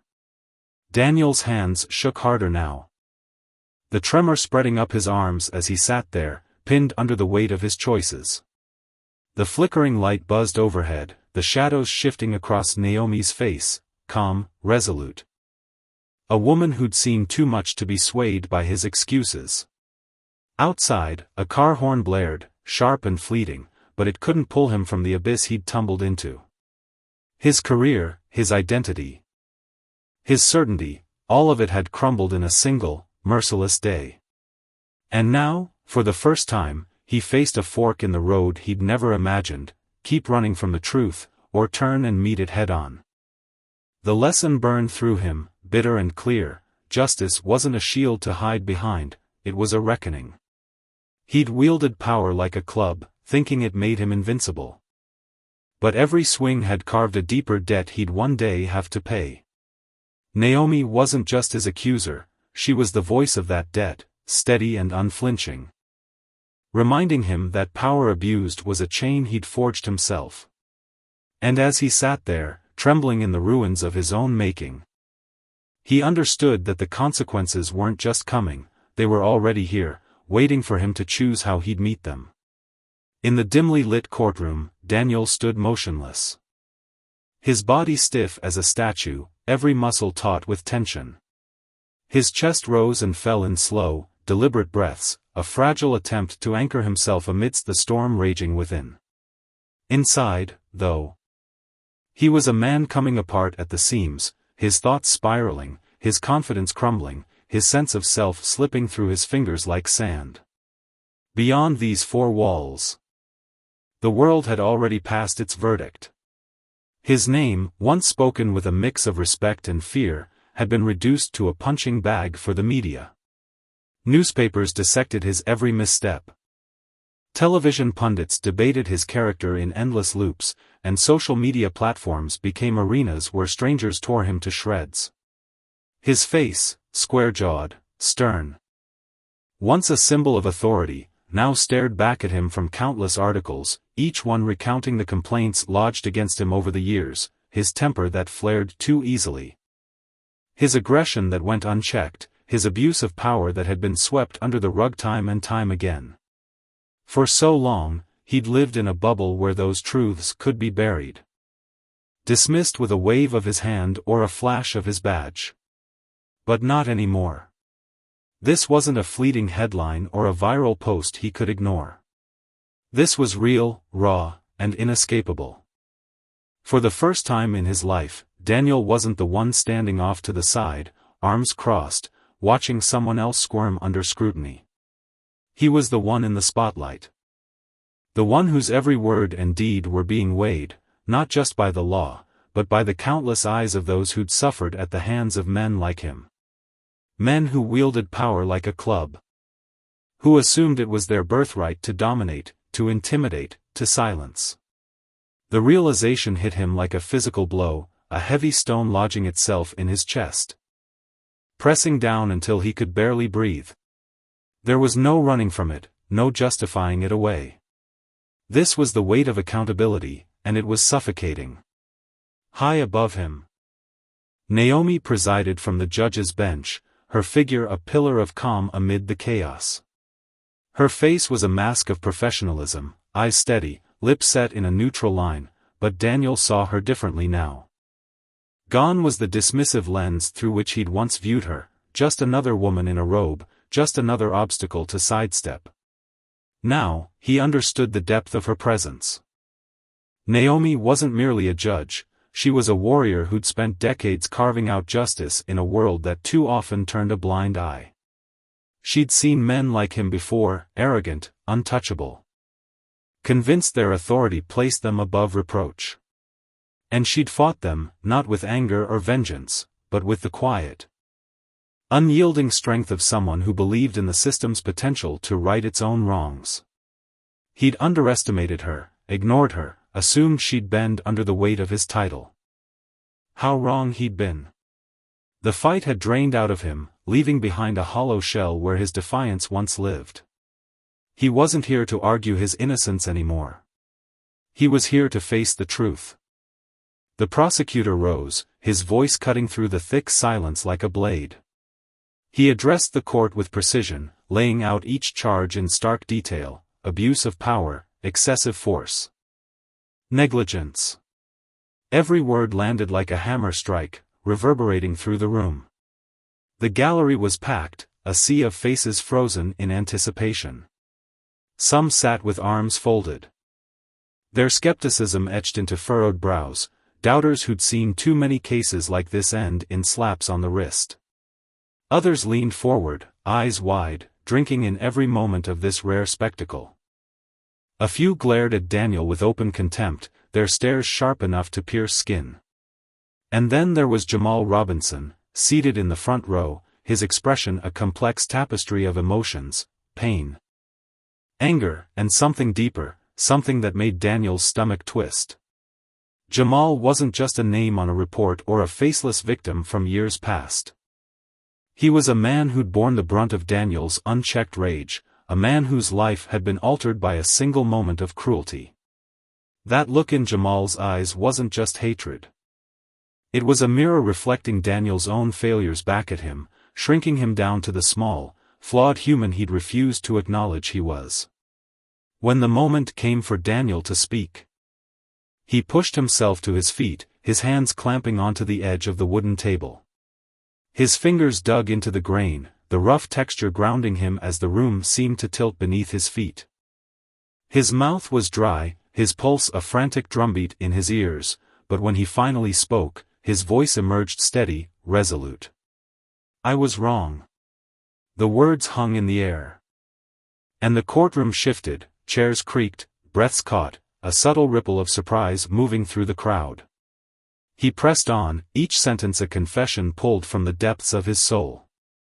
"For years, I believed that my badge gave me the right to do what I did. I told myself I was maintaining order, keeping the streets safe, doing the dirty work no one else would.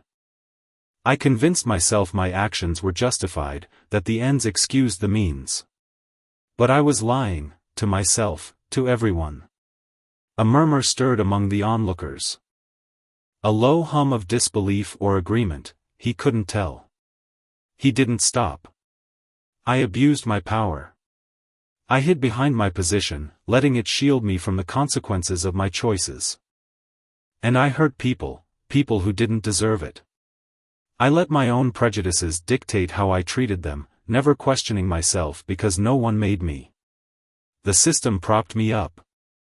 Let me believe I was untouchable. But I wasn't."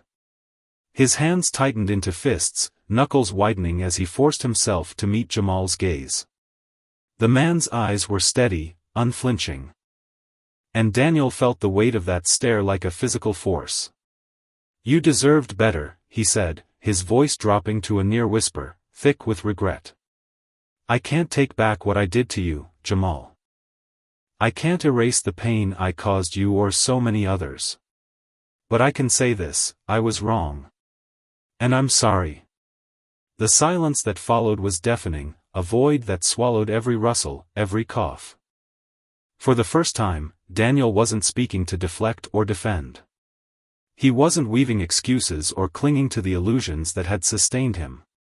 He was bearing himself, stripped of pretense.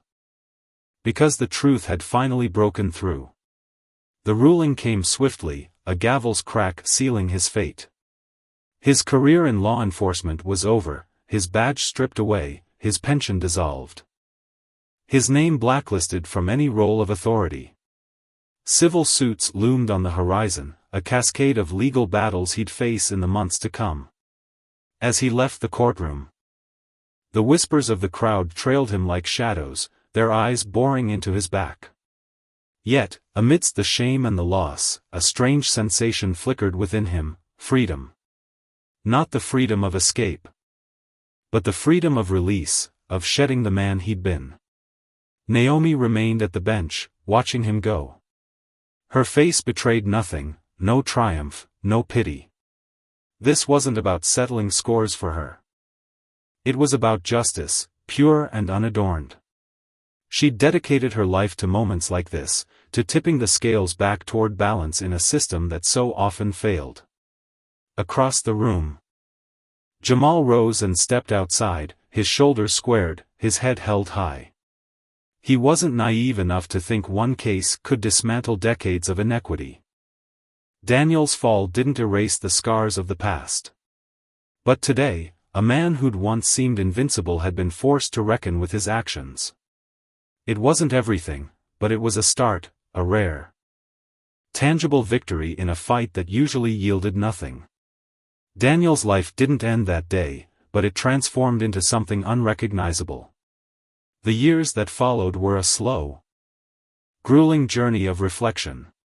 He sought out the stories of those he'd wronged, piecing together the wreckage he'd left behind. Some would never forgive him. Their anger was a wall he couldn't breach. Others heard his apologies and turned away, unconvinced. He didn't blame them. He didn't expect absolution. But he stayed, facing the consequences instead of fleeing them, and that choice marked the first step toward something new. Meanwhile, miles away in Greensboro, North Carolina, the small diner on the corner of Westbrook Avenue and Maple Street buzzed with its usual rhythm. The checkered floors bore the scuffs of countless footsteps, the menus were worn at the edges, and the air carried the comforting scent of bacon sizzling on the grill. It was a haven of familiarity, a place where locals swapped stories and nursed coffee mugs, pretending the outside world couldn't touch them. That morning, Anthony Hayes pushed through the glass door, the bell jingling brightly overhead. Dressed in a sharp navy suit with a light gray tie, he moved with a quiet confidence that drew curious glances. His polished shoes tapped lightly against the tile as he approached the counter, offering a warm nod to the waitress. Sharon, a woman in her late 40s with kind eyes and a quick smile. "Morning," Anthony said, his voice smooth and friendly. "Can I get a coffee and the breakfast special? Eggs over easy, please." Sharon scribbled his order with a grin. "Coming right up, hun. You new around here?" He chuckled, shaking his head.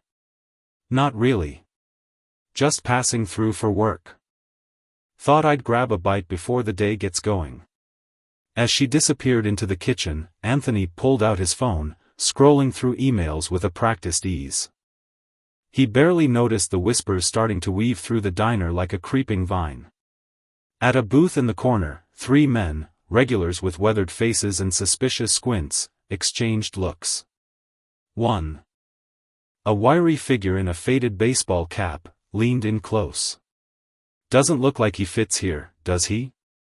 His voice was a low growl, just loud enough to carry. "Saw him by that black car outside earlier." Another chimed in, his tone thick with distrust. "Too fancy for this place.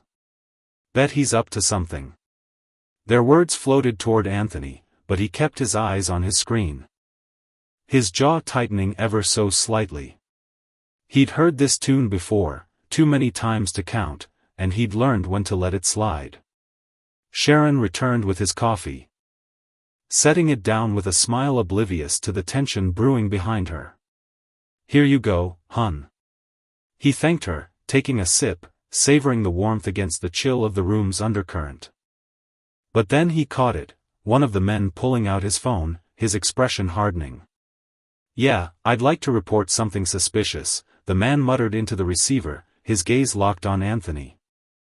"He's been hanging around, acting strange. Wearing a suit, but doesn't fit in. Could be scoping out cars or something. Black guy, mid-30s, fancy car. Send someone over." Anthony set his cup down, exhaling slowly. He didn't need to hear the rest. The script was as old as he was, a tired refrain of paranoia and prejudice. Outside, the late morning sun stretched long shadows across the parking lot, where his sleek black sedan gleamed among the rusted trucks and dented compacts. It was enough to unsettle the regulars. Enough to mark him as an outsider in their insular world.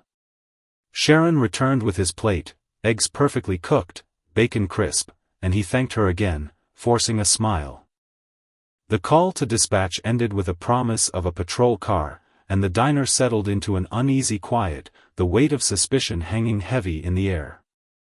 In that courtroom, in that diner, the threads of justice and consequence wove together, exposing the fragility of power and the cost of its misuse. Daniel's reckoning was a loud, public crash. A lesson etched in the loss of everything he'd known.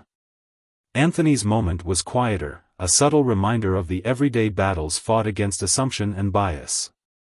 Both carried a truth: power, unchecked, breeds ruin, whether in the hands of a corrupt officer or the whispers of a distrustful stranger.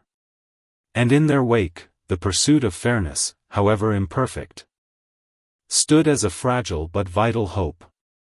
In the dimly lit courtroom, Daniel stood motionless, his body stiff as a statue, every muscle taut with tension.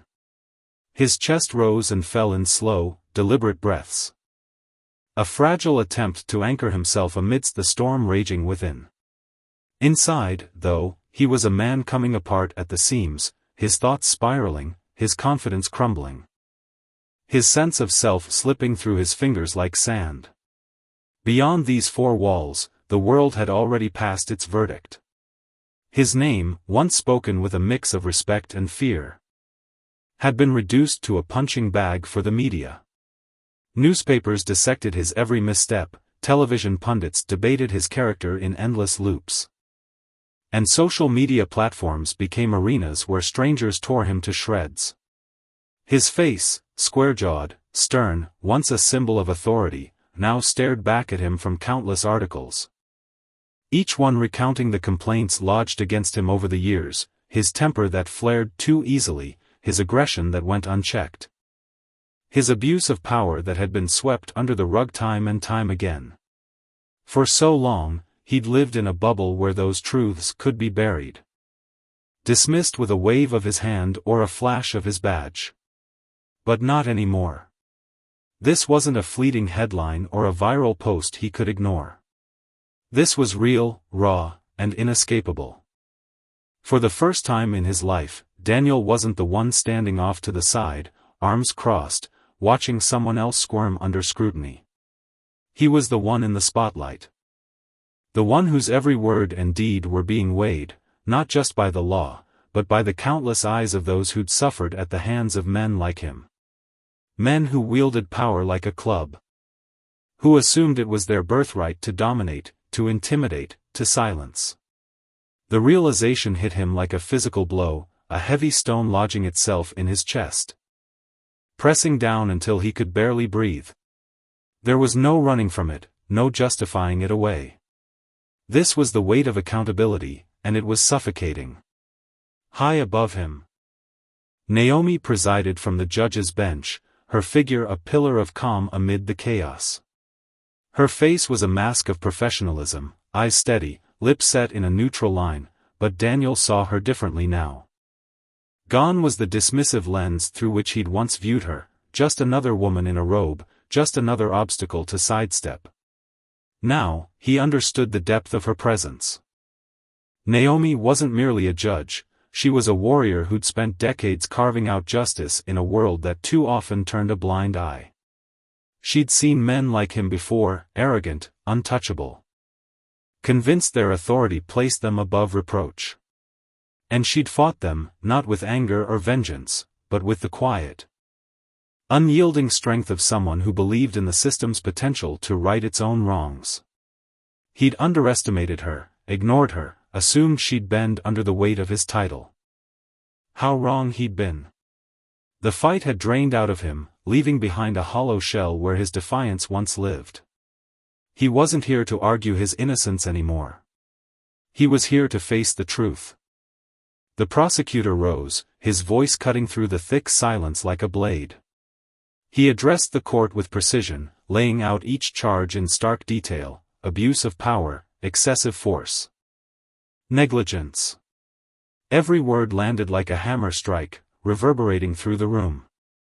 The gallery was packed, a sea of faces frozen in anticipation.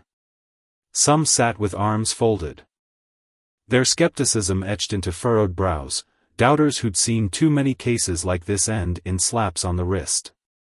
Others leaned forward, eyes wide, drinking in every moment of this rare spectacle.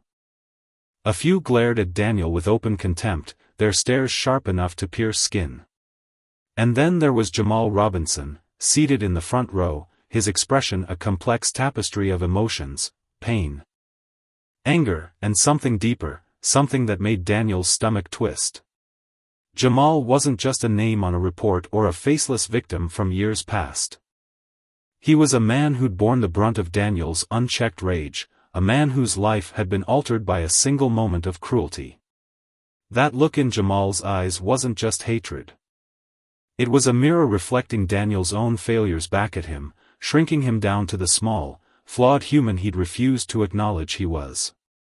When the moment came for Daniel to speak, he pushed himself to his feet, his hands clamping onto the edge of the wooden table. His fingers dug into the grain, the rough texture grounding him as the room seemed to tilt beneath his feet. His mouth was dry, his pulse a frantic drumbeat in his ears, but when he finally spoke, his voice emerged steady, resolute. "I was wrong." The words hung in the air. And the courtroom shifted, chairs creaked, breaths caught, a subtle ripple of surprise moving through the crowd. He pressed on, each sentence a confession pulled from the depths of his soul. "For years, I believed that my badge gave me the right to do what I did. I told myself I was maintaining order, keeping the streets safe, doing the dirty work no one else would. I convinced myself my actions were justified, that the ends excused the means. But I was lying, to myself, to everyone." A murmur stirred among the onlookers. A low hum of disbelief or agreement, he couldn't tell. He didn't stop. "I abused my power. I hid behind my position, letting it shield me from the consequences of my choices. And I hurt people who didn't deserve it. I let my own prejudices dictate how I treated them, never questioning myself because no one made me. The system propped me up. Let me believe I was untouchable. But I wasn't." His hands tightened into fists, knuckles widening as he forced himself to meet Jamal's gaze. The man's eyes were steady, unflinching. And Daniel felt the weight of that stare like a physical force. "You deserved better," he said, his voice dropping to a near whisper, thick with regret. "I can't take back what I did to you, Jamal.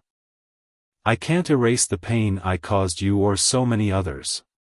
But I can say this, I was wrong. And I'm sorry." The silence that followed was deafening, a void that swallowed every rustle, every cough. For the first time, Daniel wasn't speaking to deflect or defend. He wasn't weaving excuses or clinging to the illusions that had sustained him. He was bearing himself, stripped of pretense. Because the truth had finally broken through. The ruling came swiftly, a gavel's crack sealing his fate. His career in law enforcement was over, his badge stripped away, his pension dissolved. His name blacklisted from any role of authority. Civil suits loomed on the horizon, a cascade of legal battles he'd face in the months to come. As he left the courtroom, the whispers of the crowd trailed him like shadows, their eyes boring into his back. Yet, amidst the shame and the loss, a strange sensation flickered within him: freedom. Not the freedom of escape, but the freedom of release, of shedding the man he'd been. Naomi remained at the bench, watching him go. Her face betrayed nothing, no triumph, no pity. This wasn't about settling scores for her. It was about justice, pure and unadorned. She'd dedicated her life to moments like this, to tipping the scales back toward balance in a system that so often failed. Across the room, Jamal rose and stepped outside, his shoulders squared, his head held high. He wasn't naive enough to think one case could dismantle decades of inequity. Daniel's fall didn't erase the scars of the past. But today, a man who'd once seemed invincible had been forced to reckon with his actions. It wasn't everything, but it was a start, a rare, tangible victory in a fight that usually yielded nothing. Daniel's life didn't end that day, but it transformed into something unrecognizable. The years that followed were a slow, grueling journey of reflection. He sought out the stories of those he'd wronged, piecing together the wreckage he'd left behind. Some would never forgive him. Their anger was a wall he couldn't breach. Others heard his apologies and turned away, unconvinced. He didn't blame them. He didn't expect absolution. But he stayed. Facing the consequences instead of fleeing them, and that choice marked the first step toward something new. Meanwhile, miles away in Greensboro, North Carolina, the small diner on the corner of Westbrook Avenue and Maple Street buzzed with its usual rhythm. The checkered floors bore the scuffs of countless footsteps, the menus were worn at the edges. And the air carried the comforting scent of bacon sizzling on the grill. It was a haven of familiarity, a place where locals swapped stories and nursed coffee mugs, pretending the outside world couldn't touch them. That morning, Anthony Hayes pushed through the glass door, the bell jingling brightly overhead. Dressed in a sharp navy suit with a light gray tie, he moved with a quiet confidence that drew curious glances.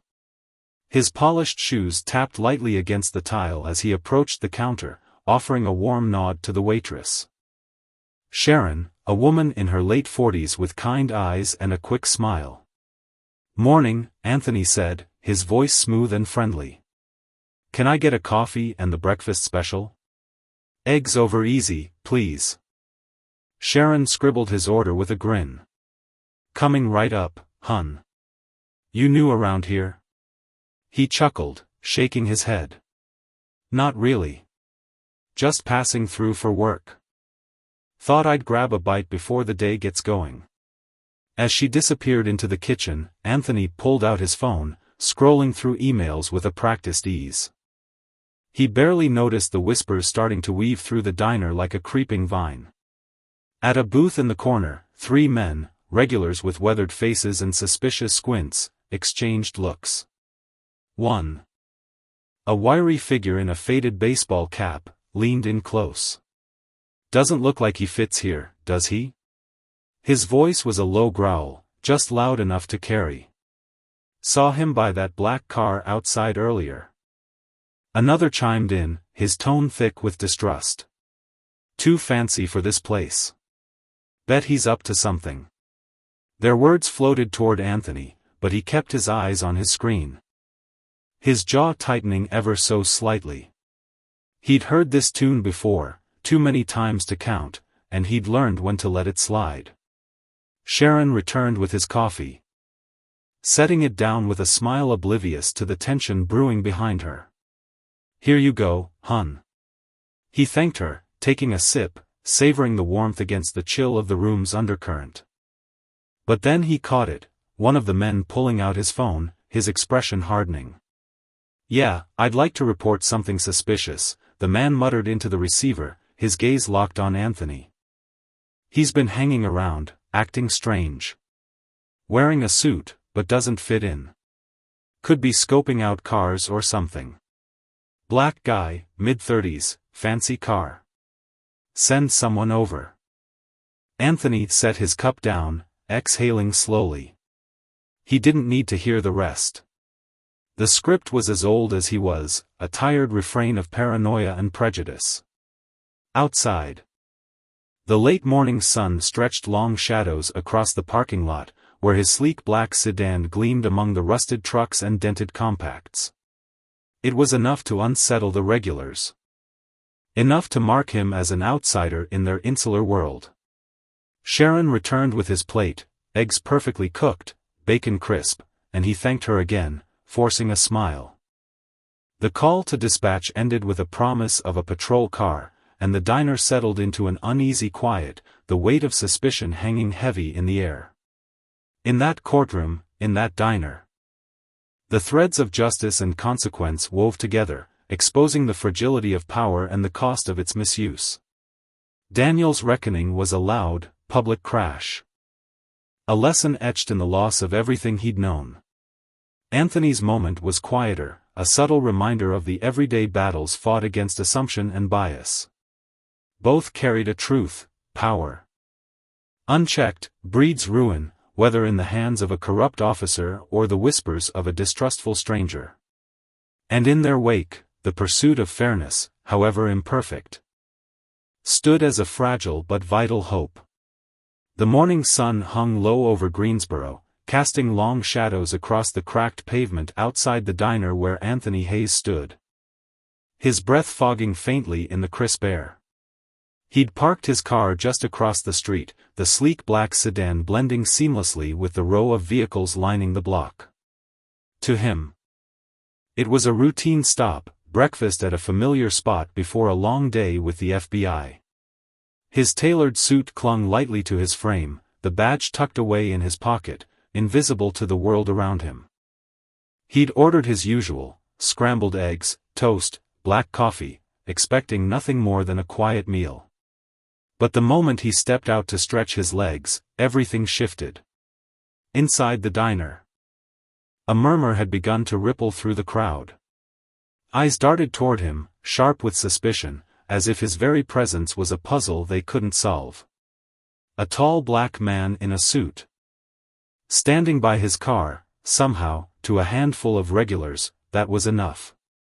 Whispers turned to pointed stares, and before Anthony could even register the shift, the screech of tires announced the arrival of Officer Taylor and his younger partner, Daniels. The patrol car lurched to a stop, doors slamming shut with a force that echoed down the street. Taylor stormed forward, his boots pounding the asphalt, his face set in a hard line of certainty.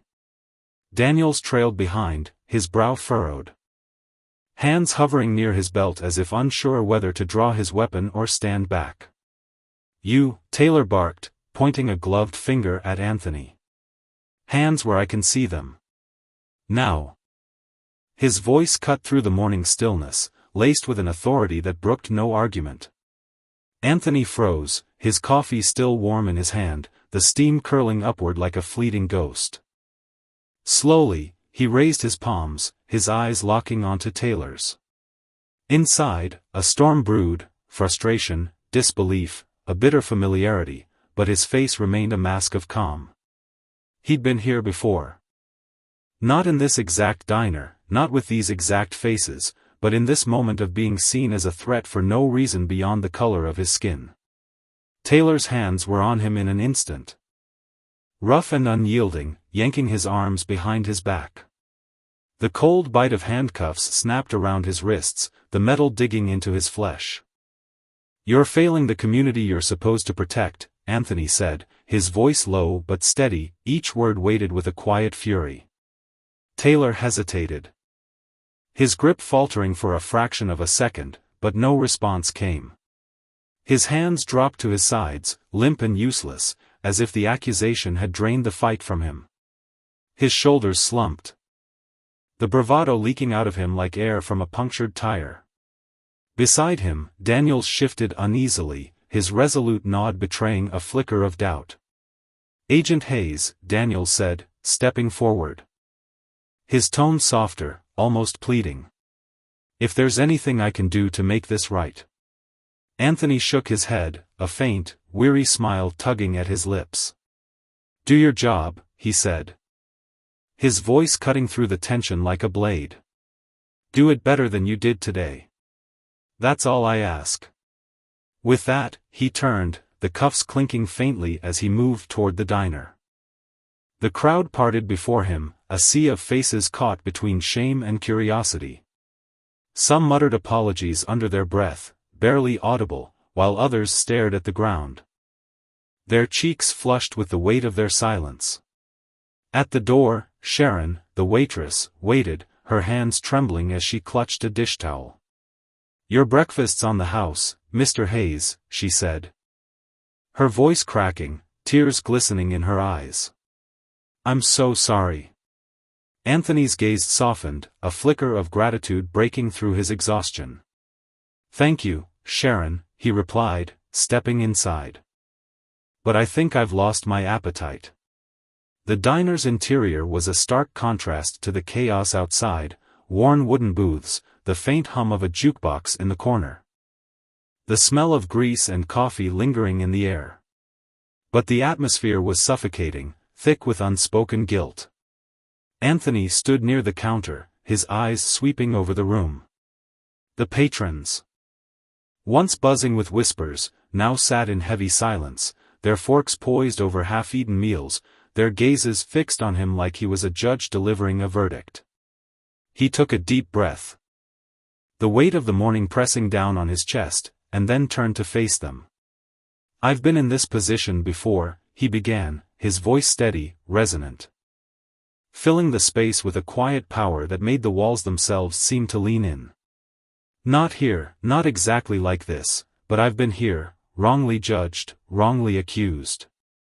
And I'm standing here now because I know I'm not alone.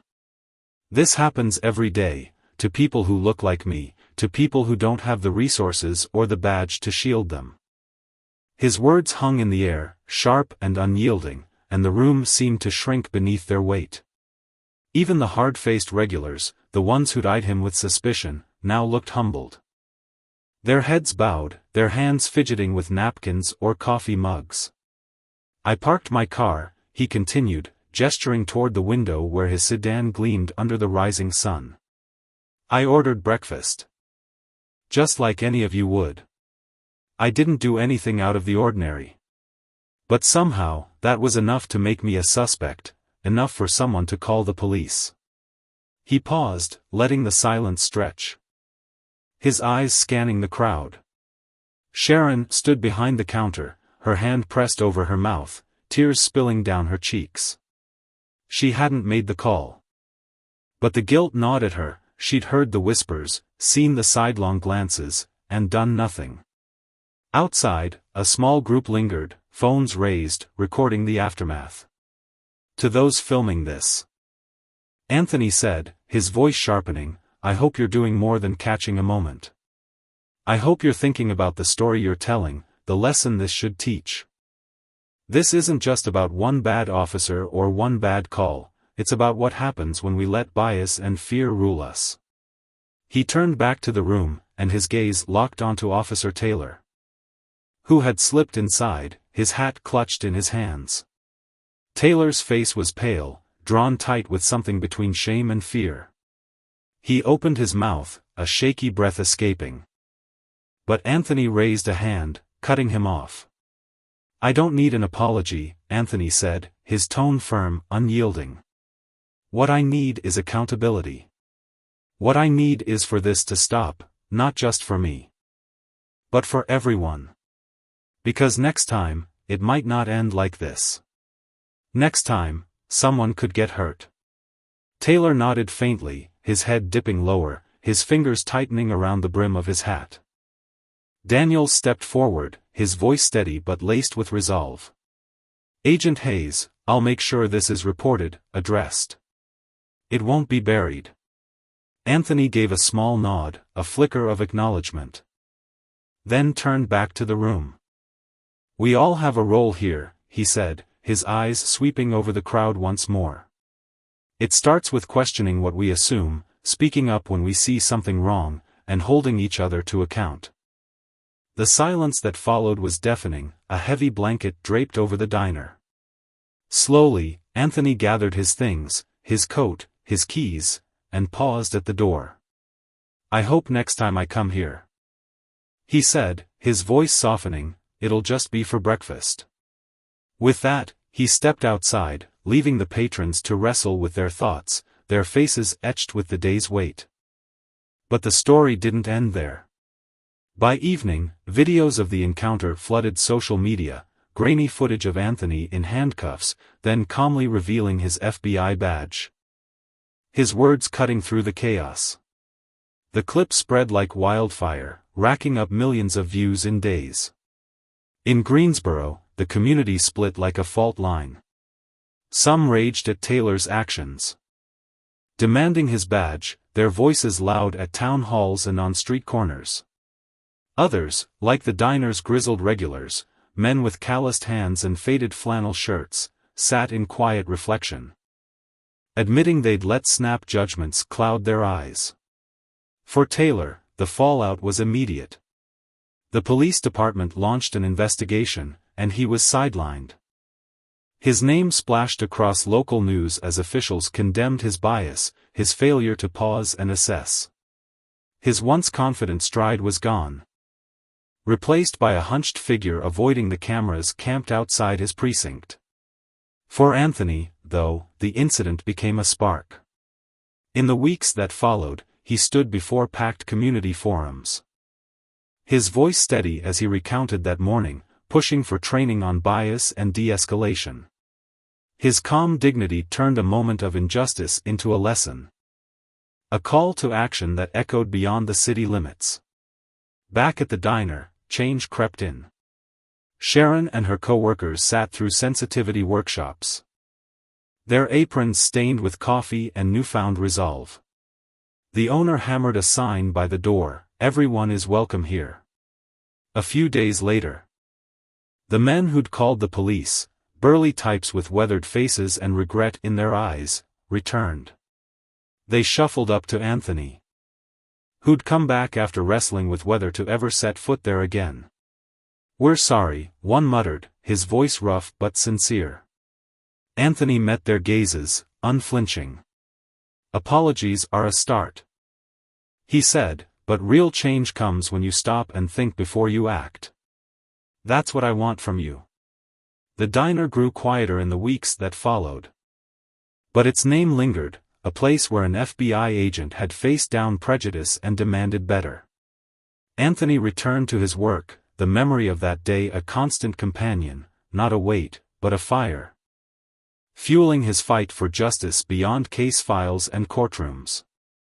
Nationally, his words rippled outward, quoted in headlines and classrooms, "We all have a role in making this better. It starts with questioning our assumptions and holding each other accountable." What began as a breakfast gone wrong became a story of hope, a testament to the slow, hard work of progress, proof that even in the shadow of injustice, growth could take root when people chose to listen, reflect, and change. Meanwhile, miles away in a different city, another scene unfolded. Officer Gregson's boots echoed off the concrete walls of a courthouse parking lot, his radio crackling as he shouted into it.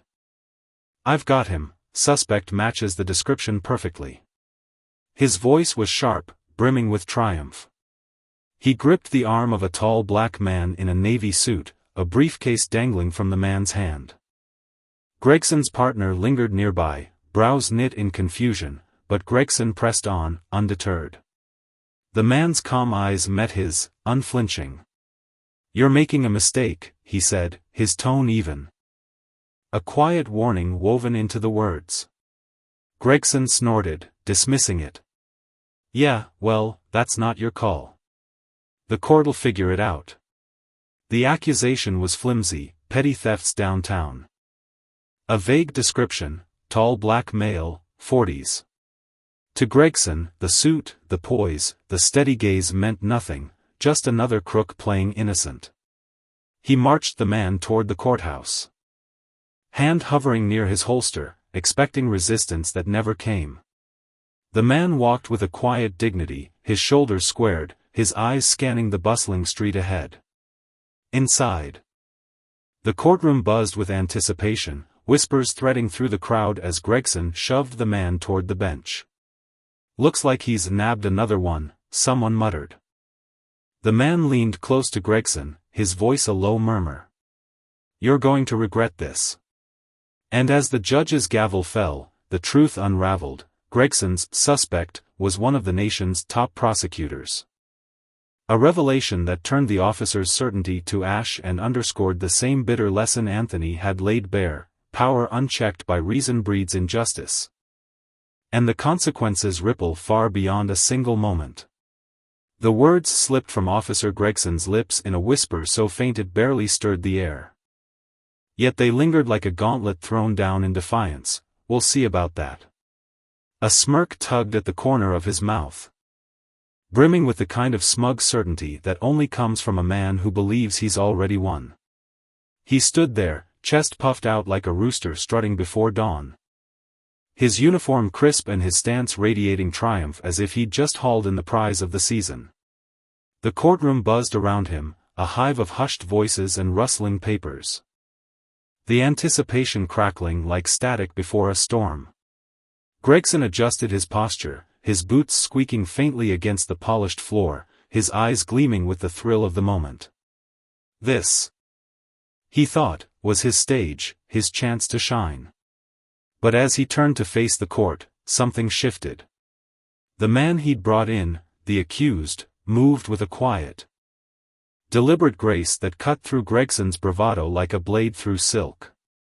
His stride was steady, unhurried, each step echoing with a confidence that didn't need to shout. In his hand, he clutched a leather briefcase, its surface worn but impeccable, a silent testament to years of meticulous care. His polished shoes caught the harsh glare of the fluorescent lights overhead, flashing brief bursts of brilliance that seemed to mock the drabness of the room. His piercing gaze swept the space, sharp and unflinching, hinting at depths Gregson couldn't yet fathom. This was no petty thief, no common crook to be paraded and dismissed. The air grew thick with unspoken questions, and Gregson's smirk wavered, just for a heartbeat. The courtroom itself seemed to hold its breath. Rows of wooden benches creaked under the weight of onlookers, reporters scribbling furiously, locals whispering theories. A young clerk nervously tapping her pen against a stack of files. The walls, stained yellow by decades of wear, loomed over the scene, their peeling paint a silent witness to countless dramas. At the front, perched behind a towering oak bench, sat the judge, an older man whose face bore the lines of too many years and too little rest. His gray hair clung thinly to his scalp, and his eyes, half hidden behind thick glasses, carried a weariness that spoke of battles fought and compromises made. He shuffled a pile of papers with hands that trembled faintly, the sound of rustling pages cutting through the murmurs like a tired sigh. Then, with a slow, deliberate tilt of his head, he fixed his gaze on Gregson. "Officer," he said, his voice gravelly but firm, "please present your case." Gregson cleared his throat with a theatrical flourish, stepping forward as if he were about to deliver a sermon. His heart thudded with a mix of pride and adrenaline. He'd rehearsed this moment in his mind a dozen times, picturing the nods of approval, the swift gavel strike that would seal his victory. "Your Honor," he began, his tone ringing with conviction, "this man matches the description provided by several witnesses in a string of thefts reported downtown last week. Tall, black male. Early 40s, fits him to a T." The words rolled off his tongue with a practiced ease, but they hung in the air, heavy and strained, as if even the room itself doubted their weight. Gregson stood taller, his chin jutting out, daring anyone to challenge him. In his mind, the case was airtight, another notch on his belt, another story to tell over beers at the precinct. The judge's eyebrow arched, a subtle flicker of skepticism crossing his weathered face. He turned to the accused, his glasses glinting faintly under the lights. "Sir," he said, his tone measured, "would you care to state your name for the record?" The man set his briefcase down with a soft thud that seemed to ripple through the silence. He straightened, adjusting his tie with a calm precision that belied the tension swirling around him. Every movement was deliberate, every gesture steeped in a quiet dignity that made Gregson's bluster feel suddenly small. "My name is Malcolm Avery," he said, his voice steady and resonant, each syllable landing like a stone in still water. "I'm a federal prosecutor with the Department of Justice." The room froze. The murmurs died mid-breath, the clerk's pen stilled. And even the air seemed to thicken with the gravity of his revelation. Malcolm stood there, unshaken, his dark suit immaculate, his posture a fortress of composure. For Gregson, it was as if the floor had shifted beneath him. His smirk flickered, a crack splintering through his carefully built facade, though he quickly masked it with a tightening of his jaw. Inside, though, his stomach churned, a sudden, sickening lurch as the pieces began to fall into place. This wasn't the pushover he'd expected. This was a man who didn't just know the game, he wrote the rules. Malcolm's eyes slid toward Gregson, sharp as a blade and twice as cold. "Your Honor," he said, turning back to the judge, "this officer's actions weren't just reckless, they were baseless."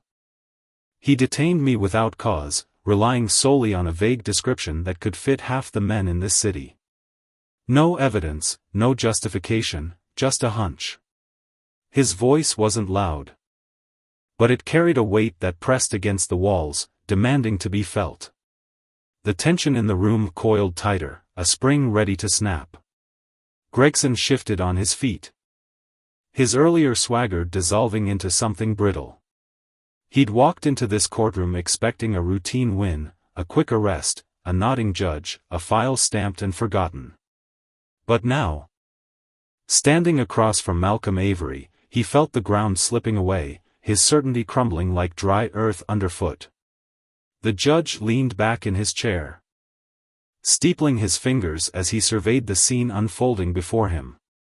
His expression remained inscrutable, but his eyes darted between the two men, taking in every detail, the officer's faltering bravado, the prosecutor's unshakable resolve.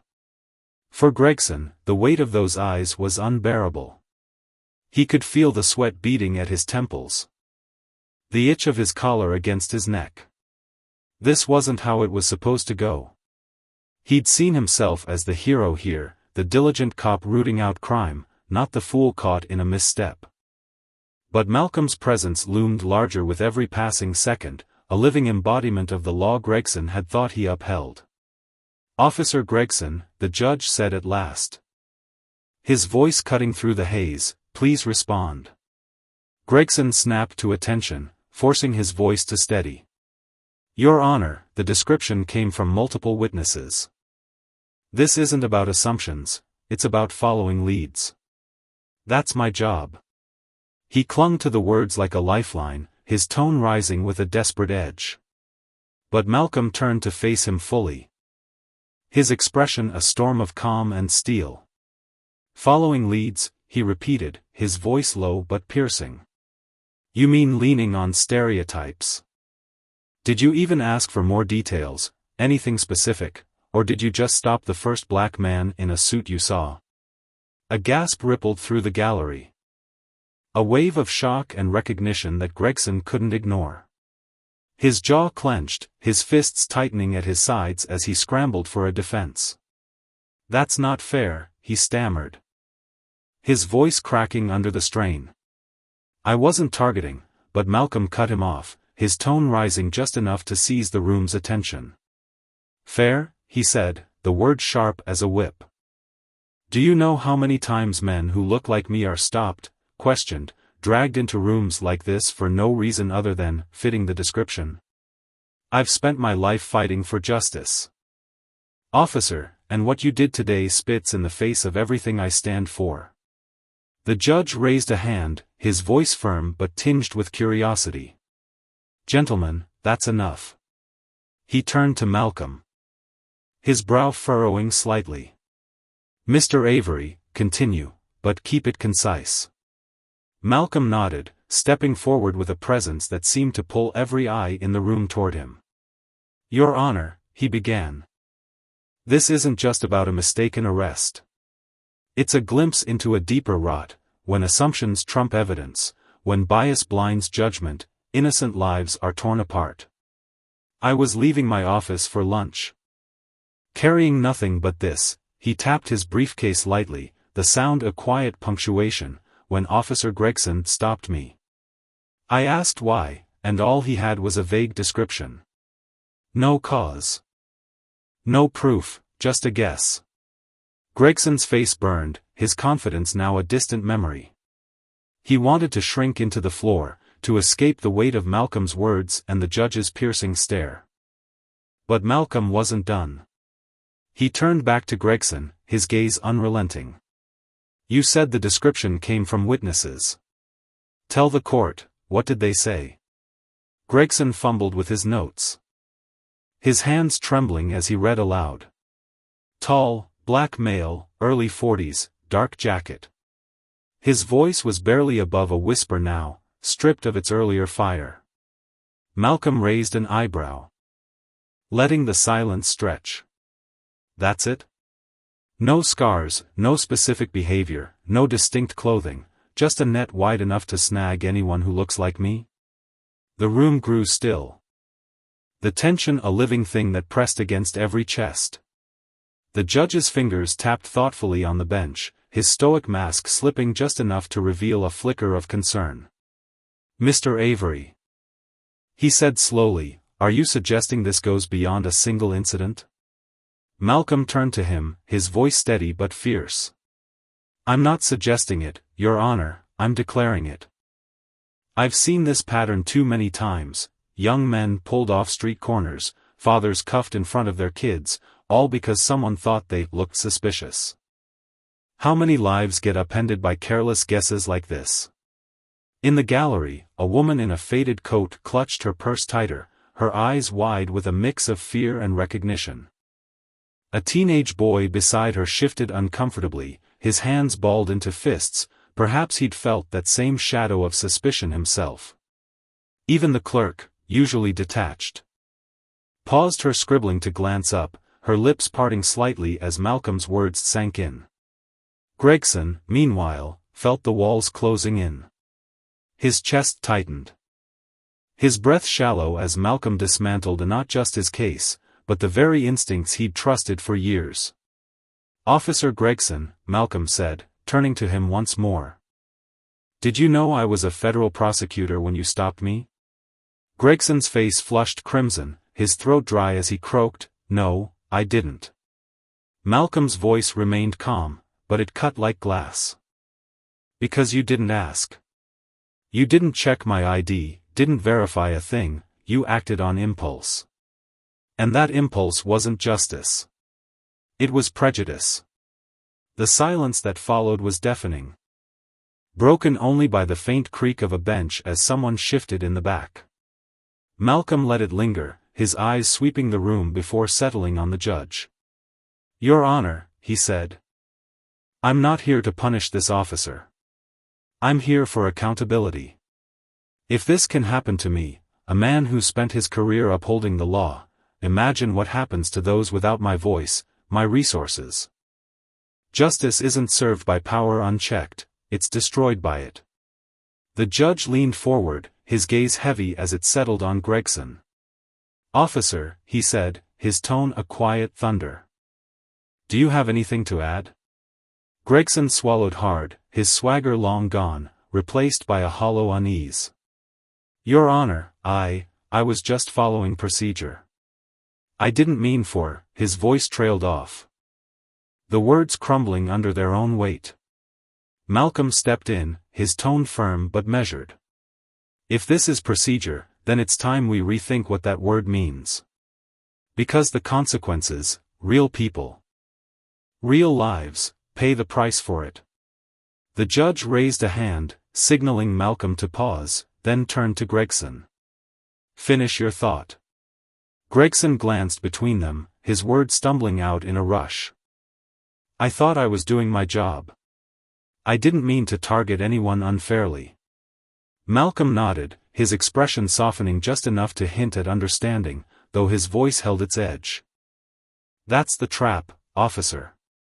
Bias doesn't wave a flag, it hides in the things we call normal.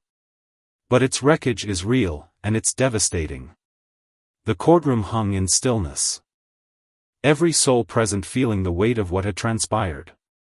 Malcolm turned to the gallery, his voice rising to carry beyond the walls. "I've fought my whole career for a system that lifts everyone. Not just the privileged few. But no system can heal what we refuse to see."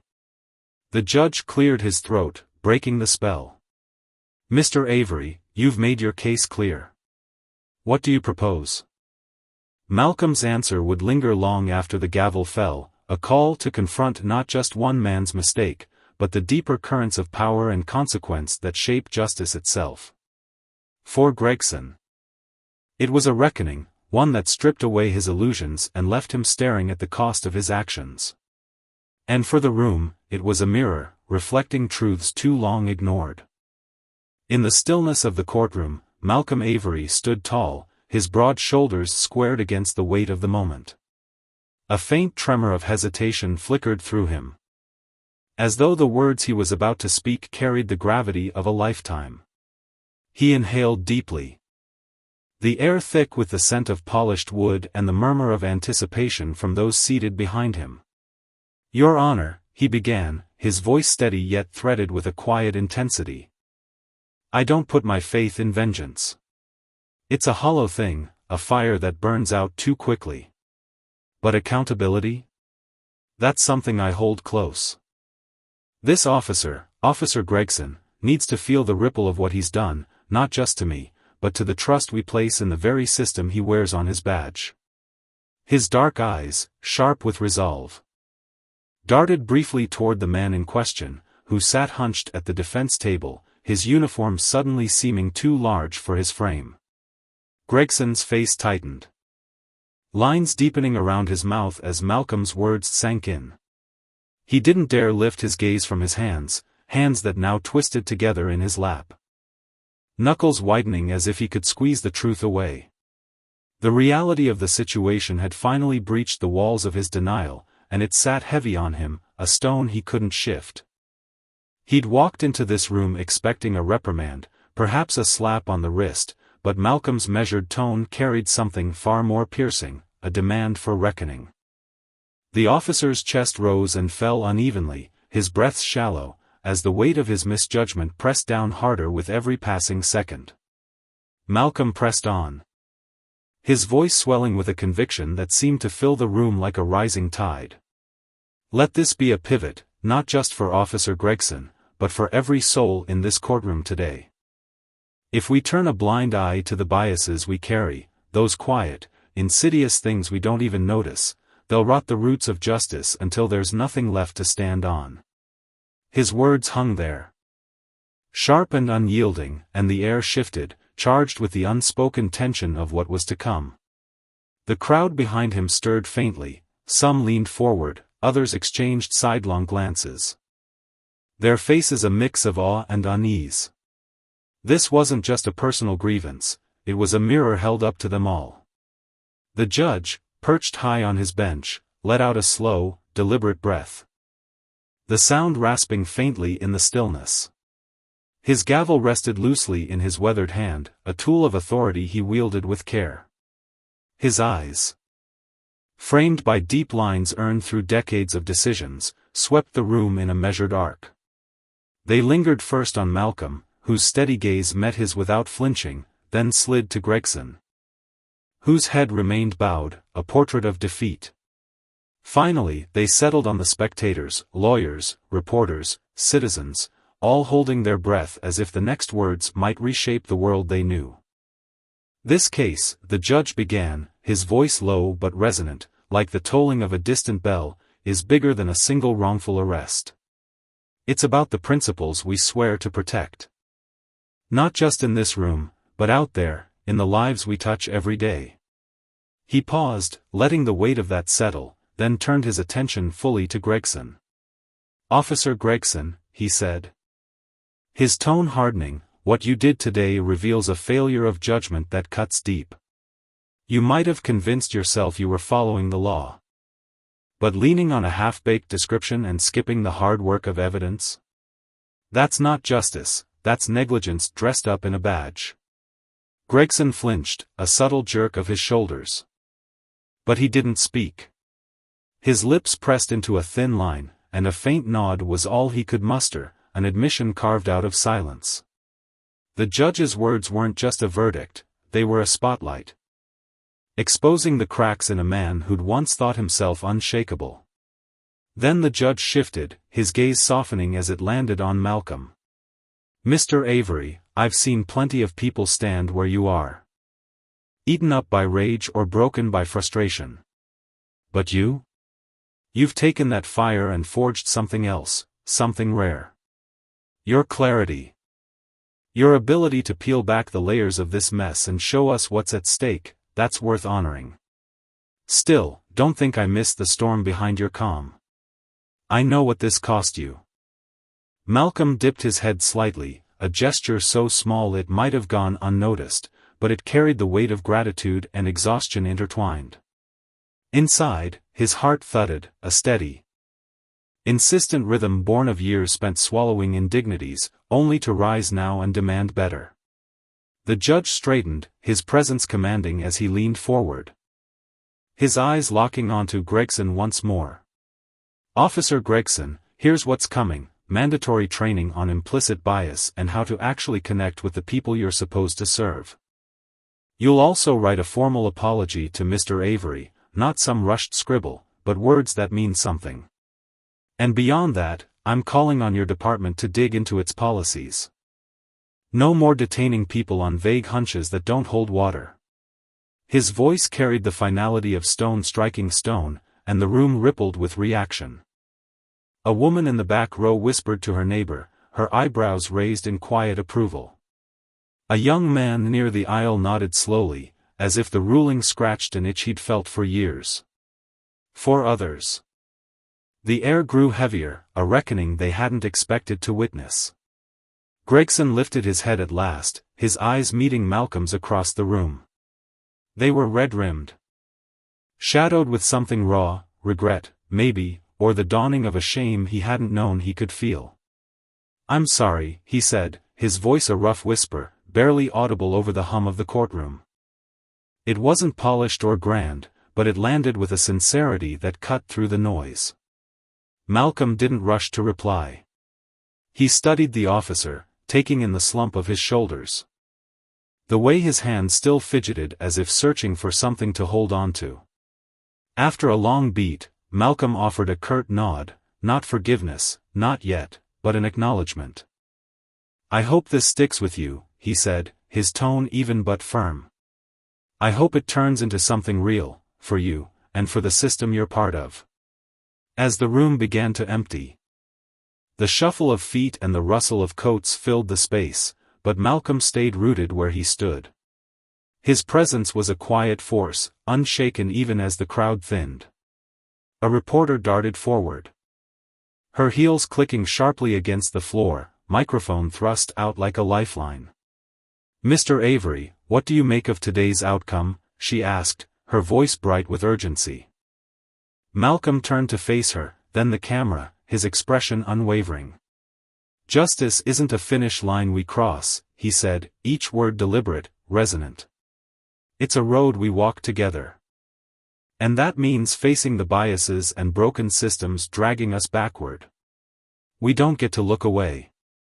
We have to demand better, of ourselves, of everyone." The reporter hesitated, then lowered her mic.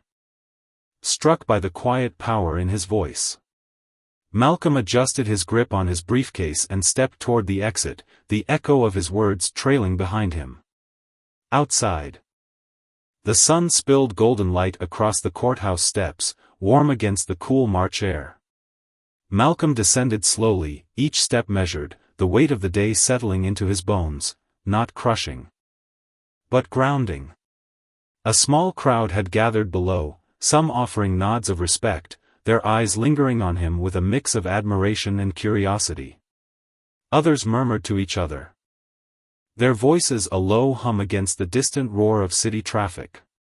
He paused at the bottom, gazing out over the streets, cars honking, people rushing, the world spinning on as if nothing had shifted. But he knew the truth: change didn't shout its arrival. It crept in through moments like this, through the slow, steady push of accountability. A news crew lingered on the lawn. Cameras trained on him as he turned to face them one last time. "This isn't about one officer, one courtroom, one day," he said, his voice carrying across the open space. Firm but laced with a weary hope. "It's about all of us, asking the tough questions, refusing to swallow easy answers, and fighting for something better. Justice isn't handed down, it's built. Piece by piece, when we hold ourselves and each other to account." The words settled into the air, a challenge and a promise woven together. He didn't wait for a response. With a final glance at the courthouse behind him, he walked away, briefcase swinging lightly at his side, the city stretching out before him like a map of battles yet to come. For Gregson, the aftermath was quieter but no less seismic. Back at the station, he sat alone in the locker room, the fluorescent lights buzzing overhead. His uniform hung loose on a hook. a silent witness to the day's unraveling. He traced a finger over the badge pinned to its chest, the metal cool against his skin, and wondered how it had come to feel so foreign. The judge's orders echoed in his mind: training, an apology, a department review, and with them came a flicker of something new, not just shame, but a fragile resolve. He thought of Malcolm's face. The steady gaze that had met his across the courtroom, and felt a pang he couldn't name. Change, Malcolm had said. Maybe it wasn't too late to find it. Across town, the woman from the back row, Clara. A schoolteacher with graying hair and a notepad full of scribbled thoughts, sat at her kitchen table, recounting the day to her husband. It wasn't just a ruling, she said, her voice trembling with conviction. It was a wake-up call. That man, Malcolm, he made us all see it. Her husband, a mechanic with hands stained from years of labor, nodded slowly. His usual gruffness softened by her passion. Sounds like someone finally said what's been simmering too long, he muttered, and she smiled, knowing he felt it too. For Malcolm. The road ahead loomed large, shadowed but not daunting. He knew today's victory was a single note in a longer song, a song of justice that demanded more voices, more hands. More hearts willing to push against the tide. As he walked through the city, the lessons of the day burned bright: power, unchecked, corrodes; accountability, embraced, rebuilds. And in that fragile balance, the hope of something better took root.